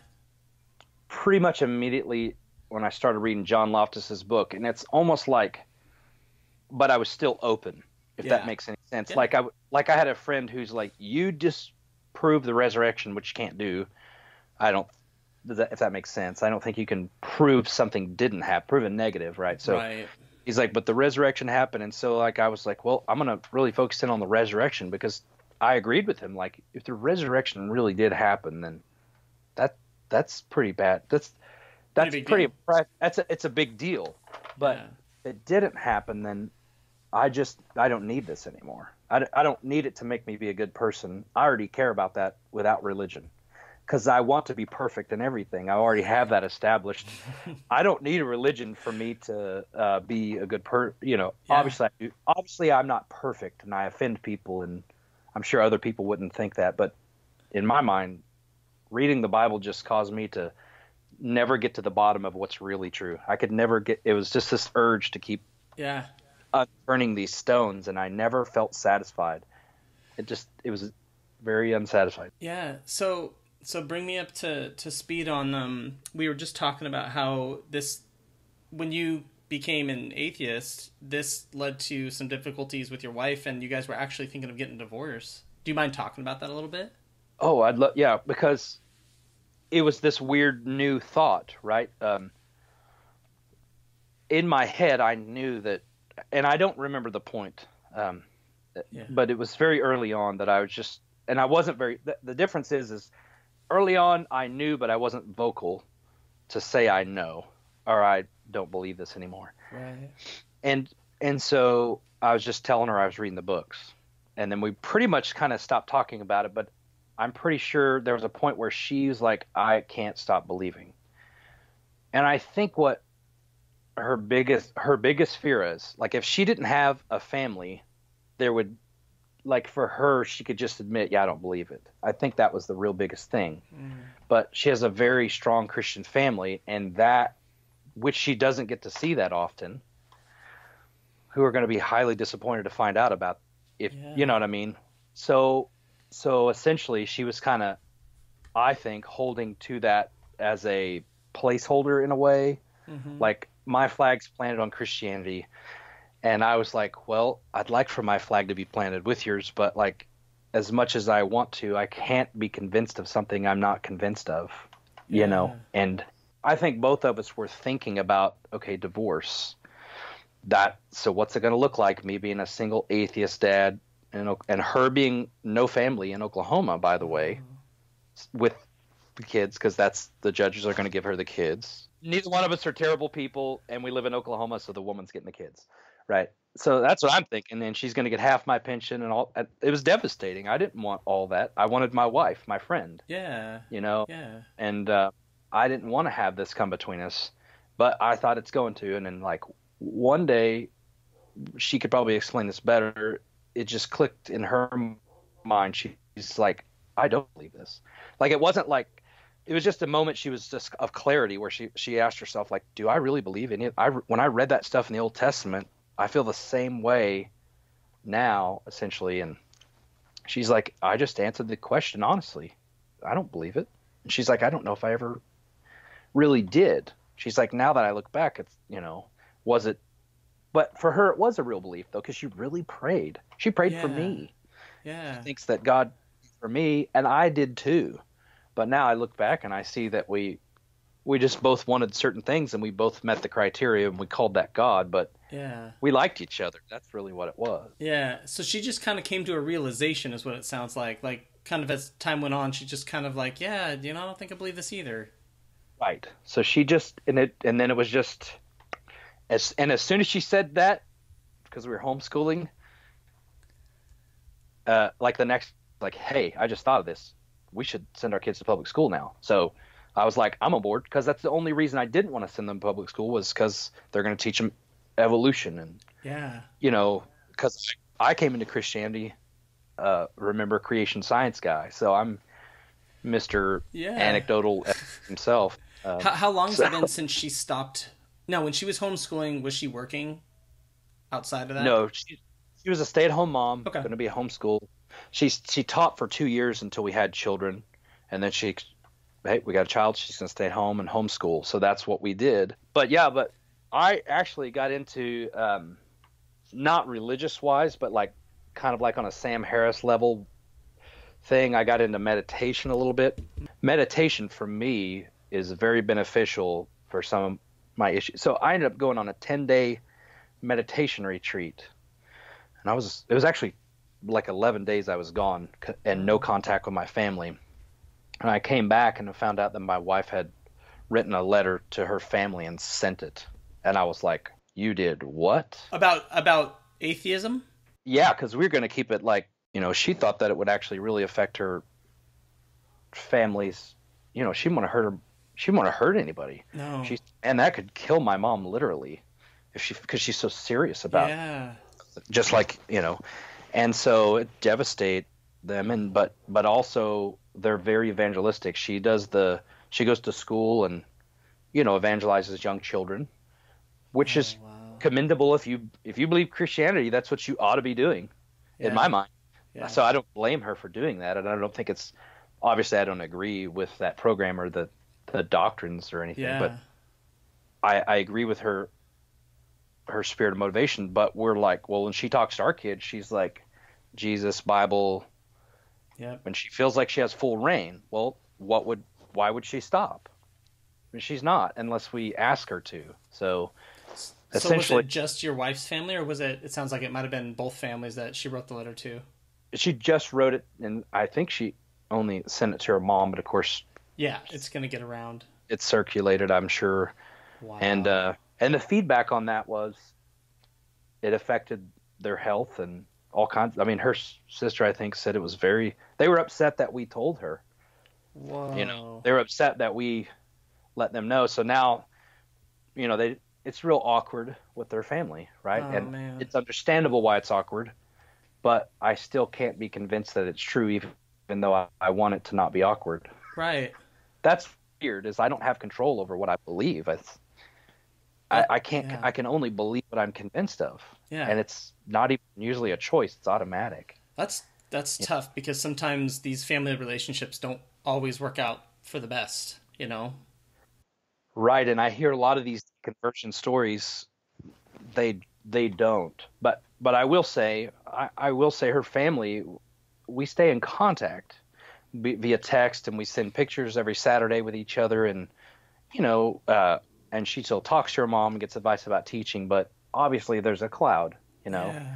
And there was a family reunion, and we were, in our minds, luckily purchasing a house so that we could say, hey, we can't come to the family reunion. The first time we went, we were actually atheists, and I just refused to speak or anything because everybody's a Christian in their family.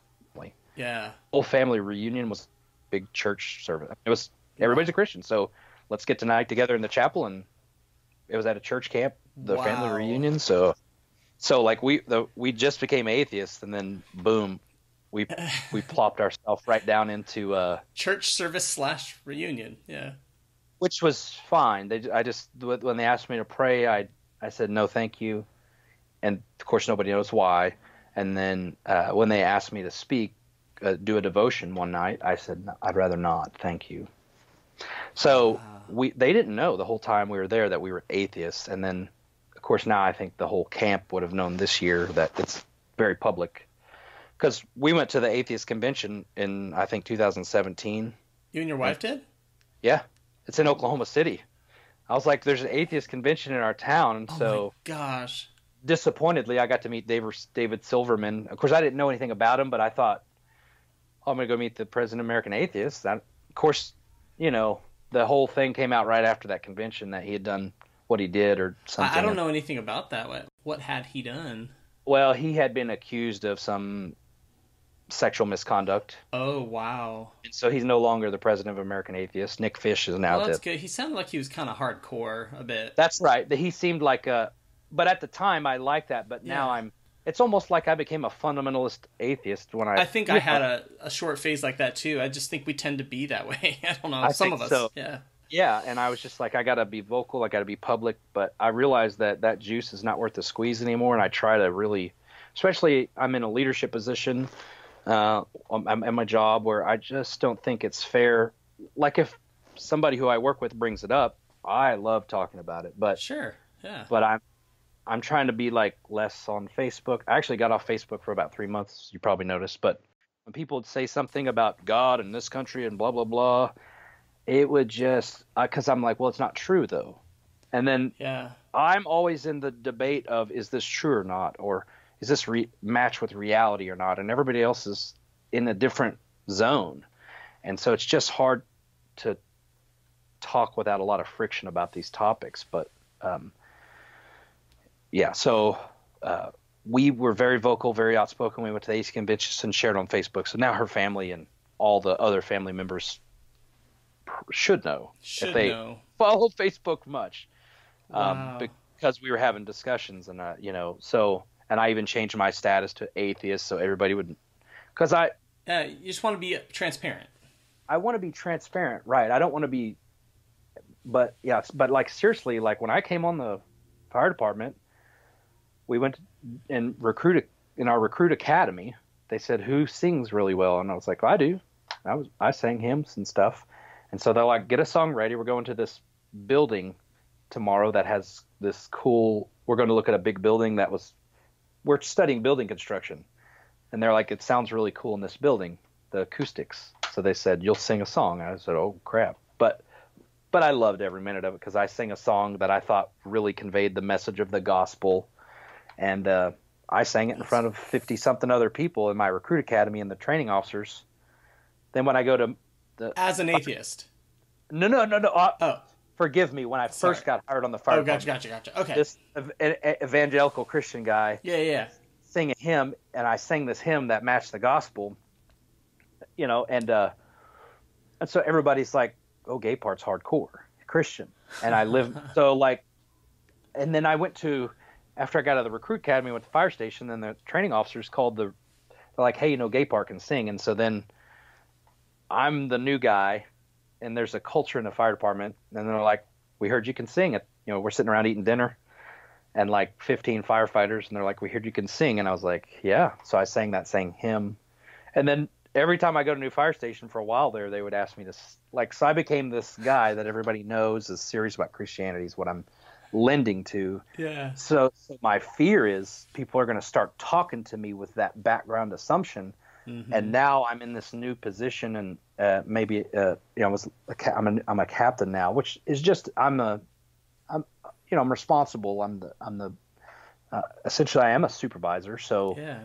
I don't want somebody to come up and start saying something, and now me as a captain going, well, I don't believe that anymore, and then causing a bunch of friction. Right. So if I can publicly just let everybody know I'm an atheist now, I'm open, but I just don't want anybody to assume I'm a Christian because it's a weird situation. And it actually happened the other day at work.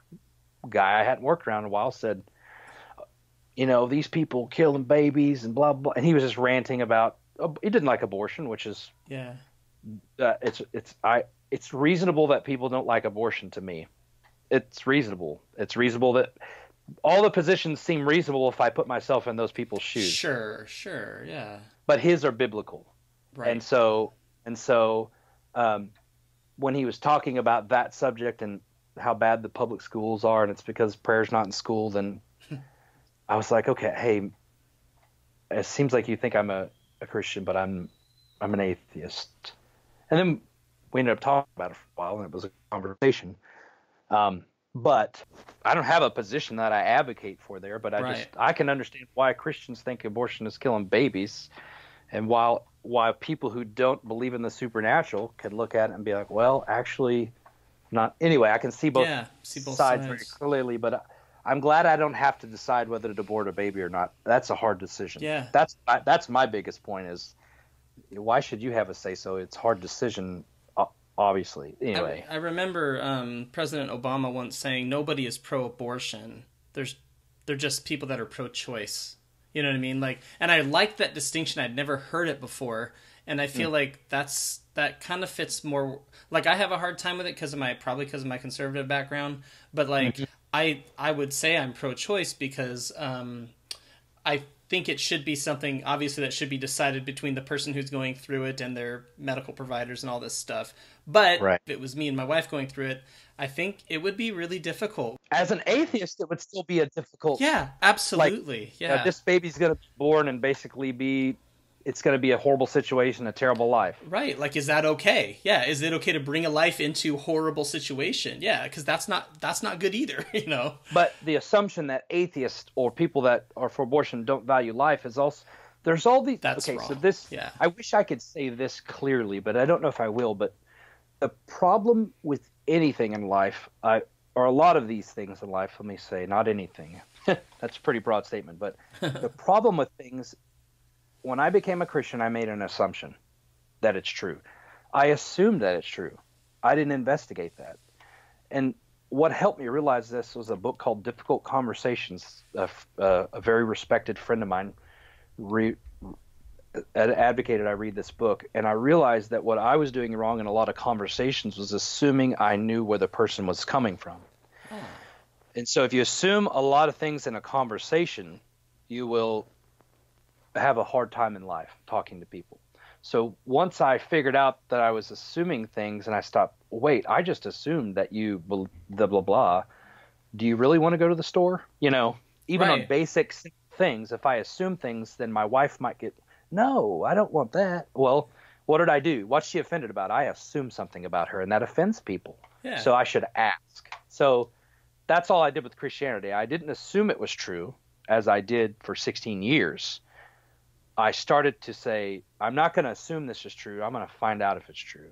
And that's the difference. Yeah. And so with anything, it's always these assumptions that get people into trouble. And even now as a non-believer, when I assume things, it's just it leads me down the wrong road. So yeah, that's a great lesson to take from all this. Right. Well, and it's also those positions. It's the straw man. That's what the guy was doing. These atheists just want to kill babies. Well, okay. You just you're just demonstrating that you don't know and you're not thinking about it maybe, or you can't. Maybe they can't too, because somebody said this the other day, and I like this assumption, which maybe is not good. I might find out it's not, is that if you assume people have good intentions, you'll usually have a better life. And I think that is deeper than you can maybe, if you think on it for a while, I think it's pretty deep, because I do think my mother-in-law has good intentions with those kids in the school. I do think that Christians have good intentions for them.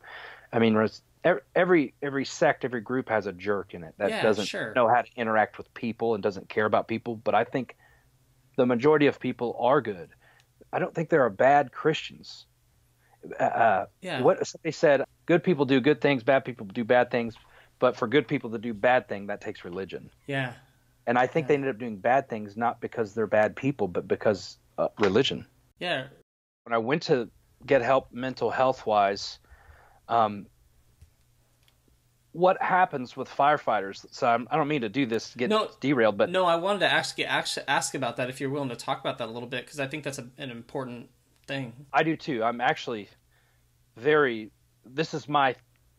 favorite top. One of my other favorite topics is mental health, because in the fire service, we're addressing it right now. Like we weren't in the past, and now we are. Like I went to that facility which was designed for firefighters, and I went there like 3 months after it was started, or something like that. Very new. And so mental health, though, one of the things that firefighters have to do, and now I feel like it's just people. So, and I don't know how I learned this, but what firefighters have to do, and what anybody has to do when they've been through something that's hard and stressful, is to share their story. So like, believe it or not, this is exactly what maybe a counselor might recommend for somebody such as myself who's been something. This was crazy traumatic. So for me to write it down on paper is therapeutic. For me to share it verbally is highly therapeutic, and I'll tell you how I come to believe that. Yeah.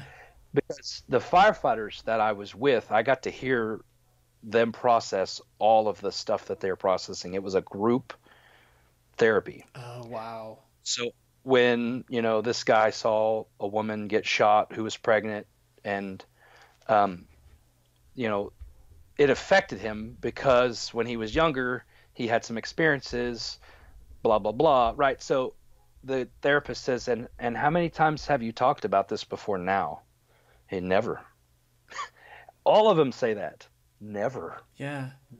What, there's a lot of reasons, but some of the stuff that specifically, I mean, there's so many people that see things more than firefighters. I mean, you take nurses, doctors, EMTs, police officers, combat soldiers, people who see traumatic things like that, they have to process it. And coming out of religion is a trauma. They've labeled it, and maybe you can help me. Religious trauma syndrome. Yeah, religious trauma syndrome. And when I read that, I'm like, that's more than likely why I actually ended up in mental health, because it was so stressful to go through that. But I mean, I did have PTSD issues, but I think the bigger issue was the OCPD. And when I went to therapy, I was still in the I can't stop reading books about religion. I can't stop thinking about it, talking about it. Wow. So I was driving myself crazy reading those books to get to the bottom of this. And so when I went and got help, they're like, hey, there's these other issues going on too, this OCPD. And then I'm like, now I know what's going on. But unless I would have talked or reached out for help, I would be in the same negative cycle. And so getting help, like if you're coming out of religion and listening to this podcast, if you're thinking that this is affecting you in a negative way, you're probably right. And the first best thing you can do is reach out for a therapist, a help. And I also want to throw in one of the big pieces to that was Caleb Black is a therapist here in Oklahoma. He's actually with Dale Ray. You know Dale Ray? Yeah. Him and Dale Ray and other people obviously did the Secular Therapy Project, and so he's the head of the psychology department here at Oklahoma Central University of Central Oklahoma. I had said that backwards. I felt dumb, so I had to correct myself. So yeah, but I got to meet him. He actually got him to come talk to our firefighters as well. So cool. We talk to our firefighters about mental health, and I tell them when we have new firefighters, I tell them, and also, if you ever seen the bombing, guy holding the baby, Oklahoma City bombing, his name is Chris Fields, and he comes. A friend of mine who's Scott Osmond, who told me about his mental health issues, told me. So we go talk to the recruits and tell them, go get help. So it's pretty cool. Good. And we're very open about this. And so I think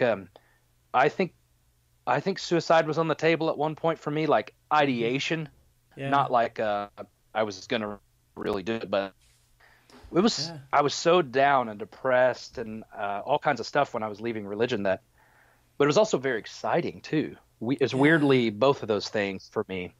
And so I just remember thinking, like, this is so stressful, but going to get help was the coolest thing that's ever happened to me. Oh, that's great. And I mean, leaving religion was the first probably, and I say to me, I mean, to improve my life and stuff. I mean, I have an amazing wife and kids, and I don't want to put them second. So barring my family, which is the best thing, leaving religion is the most helpful, mentally helpful thing that's ever happened to me, because it was such a mind, like when you tried to figure the Bible out and you tried to square the doctrines, you just can't. But everybody says you can. Even though it was one of the best things that ever happened to you, you still had to get help to process it, though. Though that's right. Thank you for pointing that out. Yeah. And like I said, I don't think that I was without some mental health issues from some things on the job. Okay, was that where the PTSD came in? Was it from on the job stuff?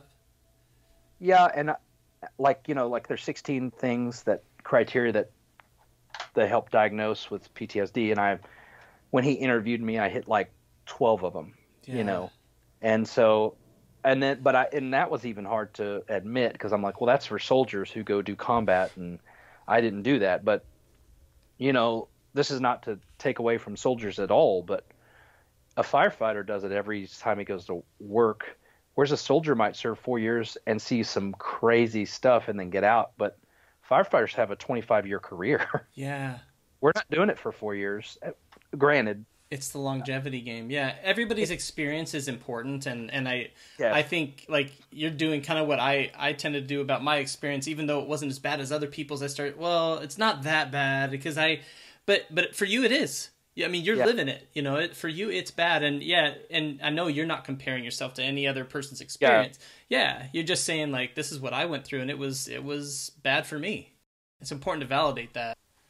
Yeah, thank you. And it's almost hard to admit or say that because you're not supposed to. You're not supposed to say that was to see that happen was not easy, and it affected me. That's actually really hard to say when that is your profession.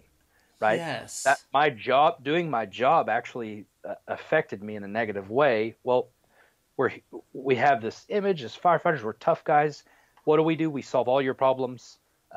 So it's good for us to realize that it's okay to seek help. It's just, but that was not in my wheelhouse. And as a Christian, let no man spoil you through philosophy. That was the verse that said, don't go see therapists to me. Yeah. They have a philosophy and it's different from God's, and they'll tell me Jesus is not the answer. I would never go see a therapist as a Christian. But my chaplain eventually convinced me to see one while I was still a Christian. Oh, cool. And then eventually I became an atheist. I left. So, but that's great though, because you said that getting help was one of the best things you ever did. Oh, it's getting help is. It's weird because it was the most terrifying thing I did. I got on a plane and flew to Maryland with a one-way ticket because they said, we don't know when you're going to be done. Wow. And I was like, well, you don't. And I ended up staying 37 days. And I thought, that's such a stigma. I can't tell anybody that, or I can tell everybody that. And so I chose the latter because if my experience can help somebody else, which is the exact reason I wrote my article about becoming an atheist, because I actually think if you're a Christian, and you leave Christianity, that could be helpful for people. Absolutely. Because, just listen to your podcast. I mean, right? Listen to the interviews you've had. If anybody else bothers to go back and it's always this. Like, what was he said the other day? Said it so well. It's like what? Oh, I'm not going to remember how he said it. Okay, I'm not going to remember, but... that's okay. So that's awesome. I'm really glad that you mentioned all that, and especially the piece about being open about it. Yeah, go ahead. I remember now, as he said, it was like getting out of prison, like a mental prison, and that's how it felt for me. Like the trying to get your mind to believe something that really does appear to be contradictory to reality, the Bible. Yeah. Trying to believe that it's a mental gymnastics that I was doing for 16 years. And I don't think most Christians are at that level, but I think Jeremy was. Yeah. And I think I was. Most people are like, dude, why you get so upset about this? It's just a way to live a better life. Yeah, yeah. I'm like, well, you're not thinking about a lake of fire. You're thinking about this differently than me. Because I'm thinking about the Sermon on the Mount. Yeah. Right, you're thinking about nice things that Jesus said. I'm thinking about hell that Jesus is going to throw you in after he says those nice things. So, you're too comfortable to really convince me you believe that's true. You're too comfortable in your Christianity. So to me, that's a different thing than real, true being. I was convinced there was a hell, So yeah. When I got out of that, like Jeremy said, though, it was like a mental release from prison because now I didn't have to filter. I didn't have to filter everything through what does God think? What would Jesus do? What does God think about this? Like, does he want me to move to a different place or buy a different house? Like, every decision had the extra stress of trying to figure out what the invisible guy would want us to do. Exactly. That's stressful to try to – he doesn't talk to you. Like, prayer really didn't work for me, even though I would have told you it did because I had – you're connecting dots when you're praying, and you're like, ooh, I did mention that in prayer, and ooh, it did happen. And I prayed for a bar to burn down one time. This is a true story. It was across from the church, and somebody said, go out there and pray big. And I remember they pray for something where God will show you he exists kind of thing. And like, Wow. I prayed for the bar, just burn the whole bar down, you know. Well, like a month later, it caught on fire Oh and my gosh. it didn't burn down. But I went to the bar and told them, this is an answer to my prayer Oh my gosh. because I thought it was. Yeah. I Well, mean, but it wasn't because I asked them to burn it down. right. But Still you're thinking, saying this is a warning, guys. Pay attention. that, and they said, you are such a fucking asshole. They, you know, of course they were, and I was like, I may be, but there's a lake of fire and I want you to avoid it. God loves you. You know, that's, you know, I no. spun it to, Yeah. because I never was vindictive towards the people. I just thought drinking alcohol is wrong and they need to be saved. Like, and Wow. if you really believe in hell, that is the way you will act. But if you don't, which to me was always this thing. I would even evaluate myself and be like, do I really believe in hell? Because I sure am relaxed on my couch watching Netflix right now. Like, Right. people who really believe in hell would never do that in my Just mind. chilling and hanging out and just relaxing. Yeah, no, you'd be constantly on the go trying to, like, save the world. Right. Yeah. Right. And that's what I did until I kind of got burnt out. I think I got burnt out, Yeah. but then I started researching. I'm like, wait, okay, am I putting all this energy into something that I could be wrong about? Yeah. And I thought, well, that's a good question. I should answer it. Because why does anybody want to waste their life on something that's not true? Like we all know, or we all believe, are all convinced of, the Mormons are doing, the Jehovah's Witnesses are doing, the Muslims are doing, the people who don't agree with my specific Christian doctrine are doing. I really thought all those people were going to go to hell, and they really didn't know what I knew, and they needed to know. So I had to tell them. Yeah. And I don't see how anybody can square their life as actually believing that book and not do that. It doesn't make sense to me. Yeah. Yeah. And that's why I would doubt everybody else's. I thought nobody on the fire department was a Christian when I was a Christian. I thought I was all alone. Yeah, that's what's so weird about it. You think like they're not taking it seriously enough. Right. And so now that I'm an atheist, and everybody's a Christian. Yeah. It's weird. I'm like, wait a minute. Before I thought I was the only one. Now everyone says they are. Yeah. One of the pieces that also I forgot, I don't have to mention this, but I could have. Oh, yeah. This is somewhere along the way when I was at the fire station was this was, I was at the fire station and another guy, I was going through paramedic school is what it was. And I was in the room with this other guy who was doing computer work. And I was reading and then it said, we know that the cerebral cortex developed about 60 million years ago. In the paramedic book said that. And I'm like, okay, Wow. I have zero, and I was a Christian when I read it. I said, I don't know how anybody can know that. I don't think they can know that. And I actually still don't understand How that's known. Yeah. how could anybody say we know. I mean, they really did say we know. And I was like, you might be convinced, you might have evidence that leads to that. That may be most likely, but knowing, I doubt it. So I said it out loud. They don't know that. And I said it, and he's like, what? Turns around and looks, and so he's like, well, yeah, science, and duh. And I was like, knowing, duh, you can't. It's history. You can't know that. You know, so we started getting into this, and I eventually I said the age of the earth is not millions of years old because I was a young earth creationist. So I pulled up the old video of the age of the earth by the guy that I watched when I first became a Christian.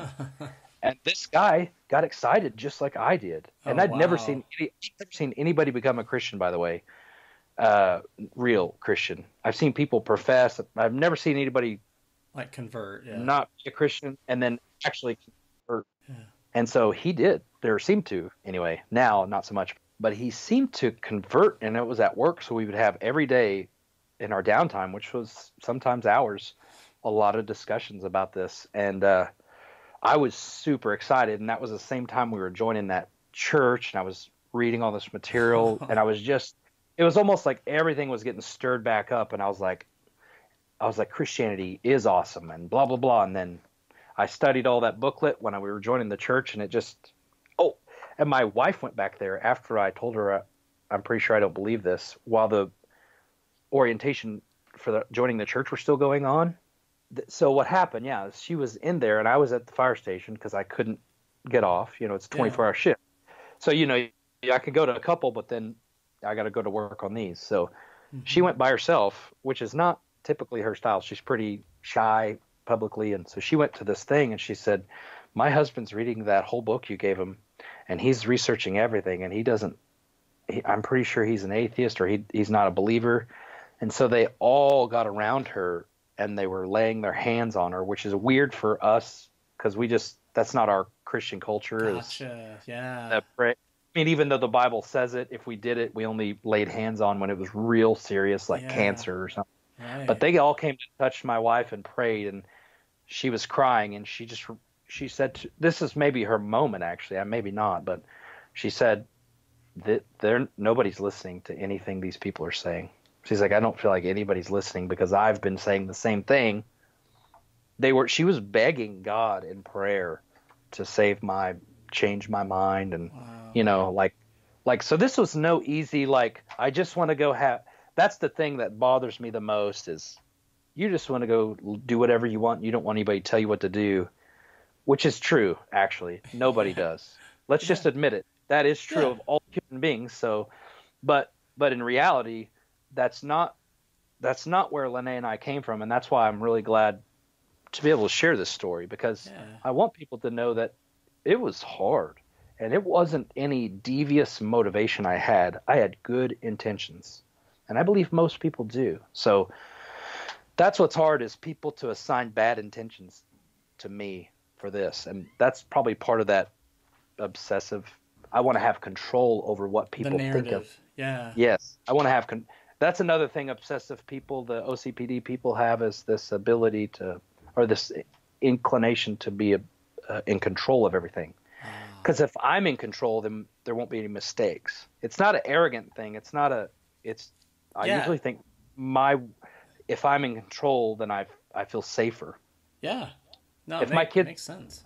If my kids are screaming in the car, we've got to get control of that. We can't just have craziness in the car, which I can go over top about anything. So, so when your wife was being prayed for, did it hit her in that moment she was being prayed for, like no one's listening? Yeah, I think later she did tell me that. It hit her in that moment that nobody's listening. That was her thought. I don't know if everything hit. That's the thing is I think it's like these little pieces. Yeah, it's these little pieces that get built to it's like building a building, you don't just put the building there. And I think that's how anything in mental, if you're going to go learn math, well, you start out with simple things and build. When you think back to how different you were, street preaching, going into bars and telling people your bar's going to burn down or it did a little bit because of God and my prayer and you better avoid hell. You think about that version of Wiley and you think about who you are today. And in some ways you're very different people. Yes. I would say so. But what's something positive about yourself that stayed the same through all of that? I like helping people. When I was a Christian, I wanted to help people know not to go to hell. When I'm at work, I want to help people feel like I just want to be nice to people. I want to help people. I want things to be. That's something that's always been there. And when I was in Maryland and we discovered that I had this obsessive. One of the things my counselor did for me is he said, you're not allowed to write any letters. He said, you're not allowed to read any books. He said, you're not allowed to work out because he thought that I could take any one of those and obsess over them. Oh, wow. And he said, and you're not allowed to help any other firefighters. He said, that's all and I didn't notice it, but I do and so that similar time frame right before that, somebody came to me and said, will you keep notes on all the problems with this? We're union people, the firefighters are. Uh-huh. So they said, will you take all these notes, you be the union representative, and then take it to the director of this program and let him know all of our complaints because it was a new program. Yeah. So we had all these notes, and it was like black ink, blue ink, and it was all different pages. And I was like, I knew when he handed it to me that I would rewrite and organize all that and make it look nice. And so it was so cool in therapy. I was like, oh, And I had that thing in my room, and I went back immediately and I got it, and I said, I will not help you with this. I can't. And so I like helping people. I like, I'm a firefighter, and when we get called out and somebody says, I stubbed my toe, and I'm like, you could have drove they don't really need us. That bothers me. People call 911. If you broke your toe and you need help, I'll come help you. Yeah. But there's times where you show up and you're like, there's 4 family members and 3 cars out there, and you're like, just go to the hospital, right? Wow. So, and that seems like a negative attitude, but the thing the reason that bothers us so much is because it's ingrained within us to help people. Yeah. I have good intentions. I want to be committed to the truth. I want to know it's real. That's always been my characteristic, to get to the bottom of something. And you know, if there's some behavioral issue with our kids, I'll try to get to the bottom of it. My wife has to stop me and be like, they're just kids. Yeah. They're screaming in the house because they're kids. Yeah. But in my mind, it's because I haven't trained them right, or I'll start working on how to correct this problem and go down this trail of just, I'll go the mile to fix that problem. And so anyway, so that's kind of, obviously my mental health problems have stayed the same. Yeah. But they are improving, and I'm aware of them, which being aware is a big deal. Yeah. But I am a more relaxed person. After going through all that, my wife just told me the other day, she said, and of course we moved, and I'm excited about where we live. I'm super excited with living here. And she said, I don't know what it is, but the last whatever, I don't know how long, but she said, you seem like you're just full of life. Oh, cool. And I think I wasn't that way as a Christian. I think I was full of guilt and shame because I wasn't reading enough. I wasn't preaching enough, and I didn't minister to anybody anymore. I always felt like I wasn't doing enough. And now I can self-coach and be like, you know, with my kids, I can still feel like that. Oh, I'm not doing enough. And I'm able to see things more clearly now because I realize I can be wrong. That was a big lesson about me. And I don't know everything. And that's okay too. Yeah, that's the other lesson. But that wasn't okay with me. But now that's, you ask what's the same, but one of the things that's hugely different is I have become very uncomfortable not knowing, like, is there God? I don't know. I want to know, but I don't. And I'm interested. Hit me up. Let's talk, right? But is evolution true? I genuinely don't know. I haven't even gone there yet. No, I've only answered the one question. Do I think the Bible's true? That's really the only thing I've done. So people are like, well, if you don't believe the Bible, do you believe in evolution? I'll be like, I don't know. They'll be like, what do you believe? I'll be like, well, I believe a lot of things, but I'm uncertain about those. So that's, and but for me to leave uncertainty alone is hard. But now it's not. It's becoming easier for you. I don't know a lot of things, and I'm comfortable with it. That's a good way to say it. So, yeah, that's awesome. And I was thinking, you know, I'm a little more type A than my wife as well. And when I kind of liked that, it was a little thing you said, but I really liked it because, you know, you're thinking, oh, there's a problem with the kids. Like they're doing, I got to solve this problem. I got to get to the bottom of it. And she just says, relax, they're kids, you know. This is what kids do. And I think I've needed some of that in my life too. I'm grateful for my wife for that type of thing where it's, Steve, just relax, or just realize, just let the mess be, or just let the problem be. It's not, you don't have to, control everything or worry about everything or whatever it is. Just accept it. Yeah. And I came home last night and we have moved here. So I bought all new locks for the doors, exterior, and some passage locks too. And so I came home and I was so tired.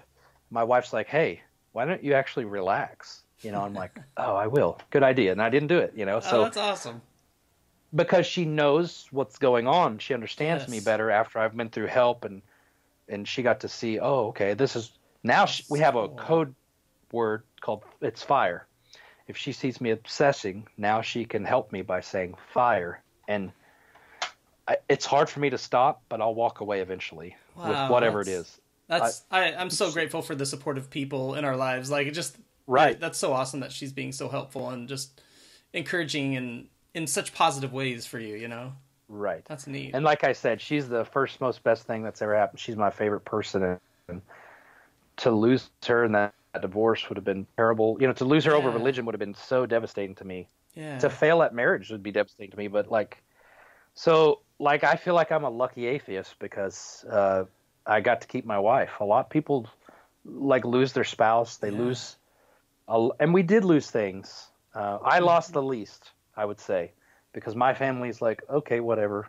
My mom is not super religious. I think it might have affected my dad a little bit more. Yeah. I heard he cried a little bit when he read the letter, but he Yeah. didn't say anything to me. Yeah. So,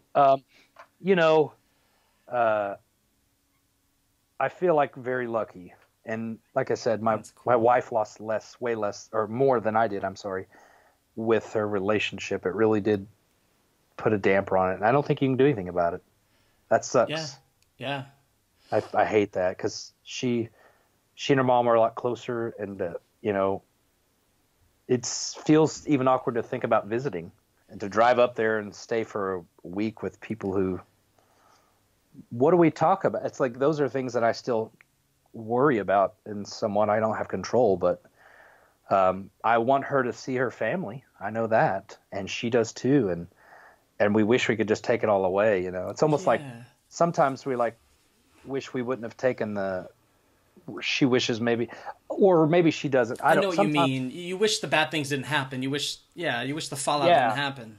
The fallout's what we don't want to happen, but we also don't want our kids to hear Jesus this, Jesus that all the time, and then we're like, and then like I don't want our kids to be confused. Right. But if she's talking to him about Jesus, he's probably thinking about hell, which I described him very detailed, and that is something I don't want him to.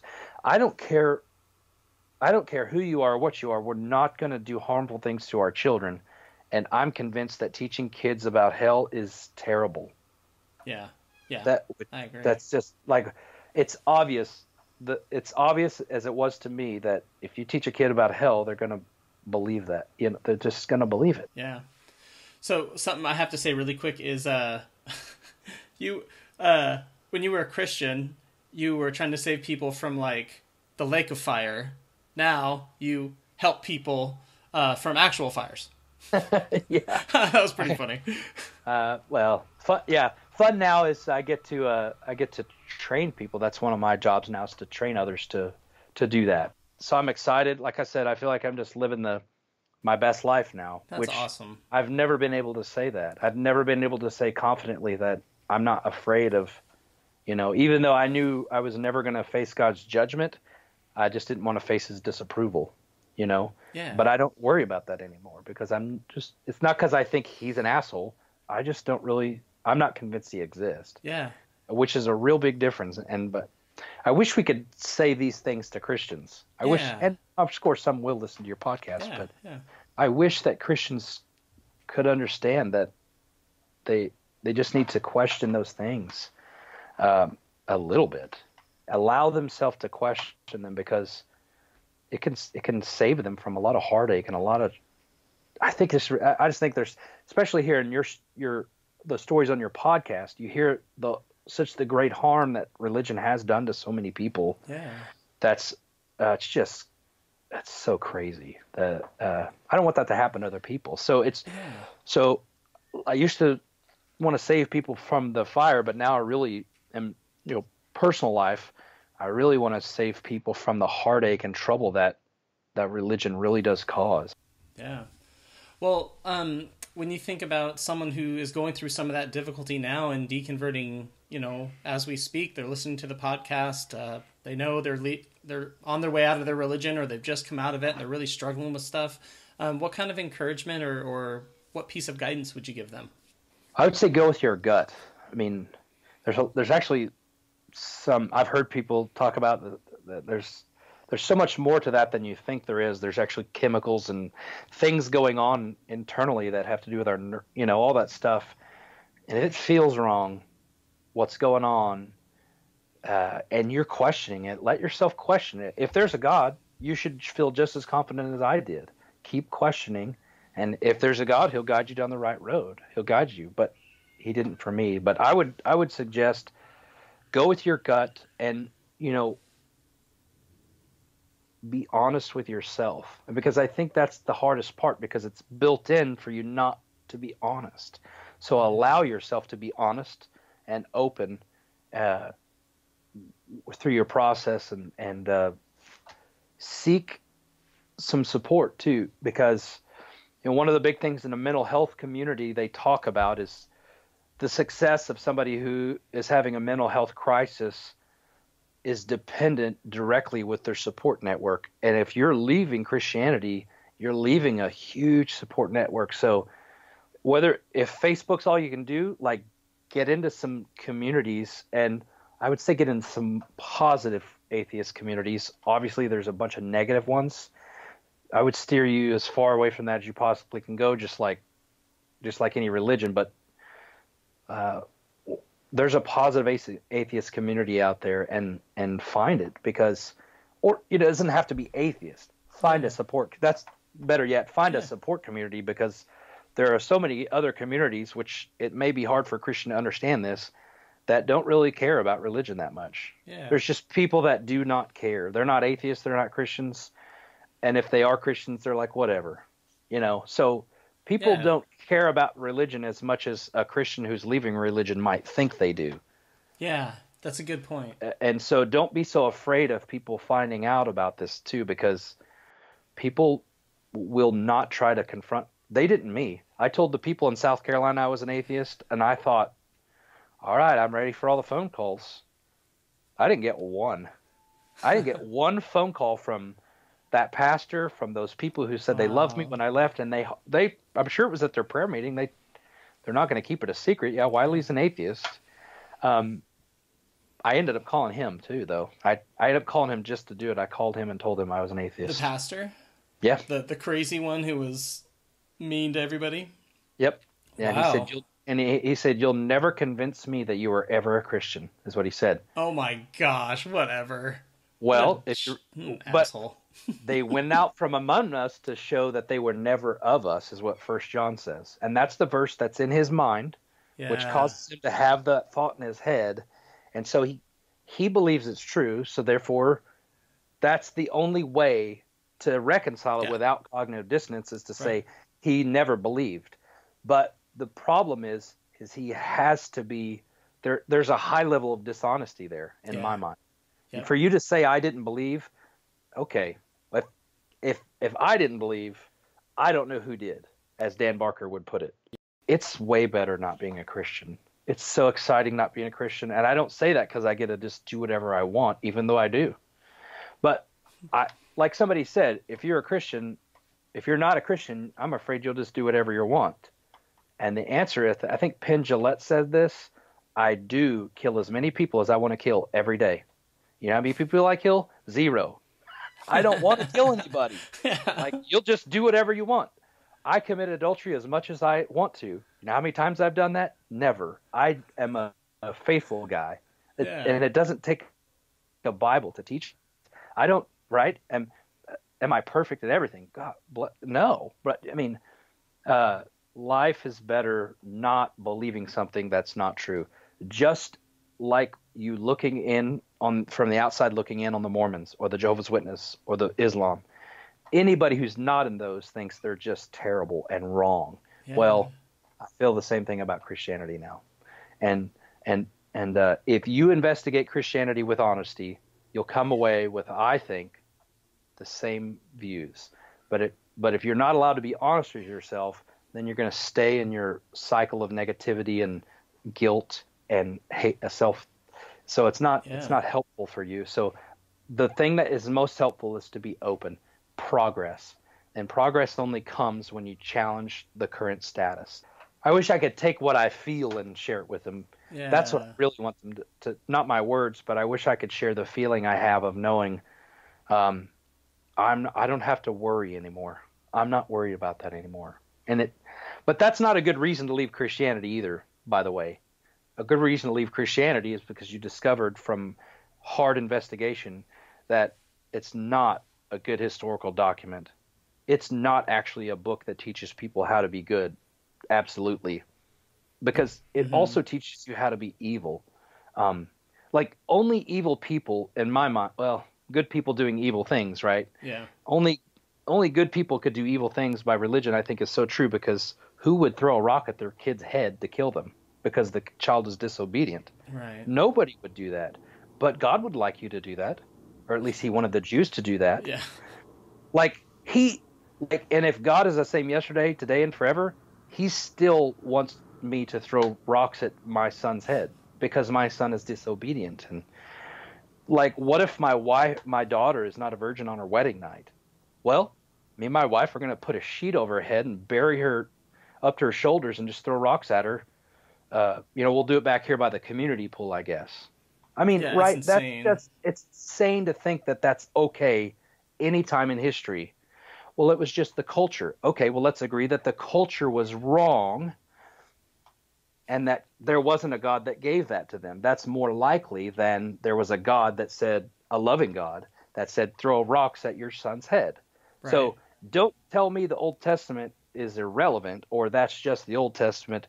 No, my pastor always taught me you read the Old Testament to learn God's character, and he hates sin, and he will destroy you for it. Wow. That's what you should know about him. You don't learn that he's a loving God. You learn that he's vengeful. He thinks slavery is just at least okay because he gave him rules on how to do it properly. So maybe he didn't advocate for slavery, but he sure didn't advocate for its, elimination. Yep. Yeah. Well, so if someone wants to get in touch with you or connect with you, what's the best way for them to do that? Okay. My email is wileygabehart@gmail.com. So it's just Wiley, Wiley, last name Gabehart, Gabehart @gmail.com. And yeah. Okay. I'd love to hear from anybody. I love feedback from this kind of stuff and having these conversations. It's fun. So that's awesome. Well, Wiley, it's been a really awesome story, and I loved the mental health piece and hearing about like how you and your wife kind of navigated the whole thing. The extremeness of kind of your faith. Like I associated with some of that because I went through some of that myself, and and just hearing kind of the really awesome life lessons of just like learning to accept things, learning to be okay with not controlling everything. I mean, those are really important lessons for a lot of people to learn. Yeah. So I appreciate your story, and I appreciate that you were willing to share it, and it will help lots of people. I'm confident of that. That's cool. Well, I got to tell you before we recorded, but I want to say one more time what you do here is just keep doing because it's important for people. You're helping tons of people is what I think. I think even if the stories don't line up, like Catholicism versus Baptist, well, the stories are so similar because you're believing something that's not true, and for other people to hear other people's stories. So thank you. And it's been helpful for me to share my story, and I'm happy to have it in a medium now, hopefully that I can share with other friends and family, because most people like listening rather than reading. There you go. Well, that's awesome. Well, thanks for sharing it, and it's been a really awesome conversation. I thought the same thing. It was a great time, and it was a pleasure. Thanks for listening to Voices of Deconversion. Be sure to join us next time by subscribing to the podcast.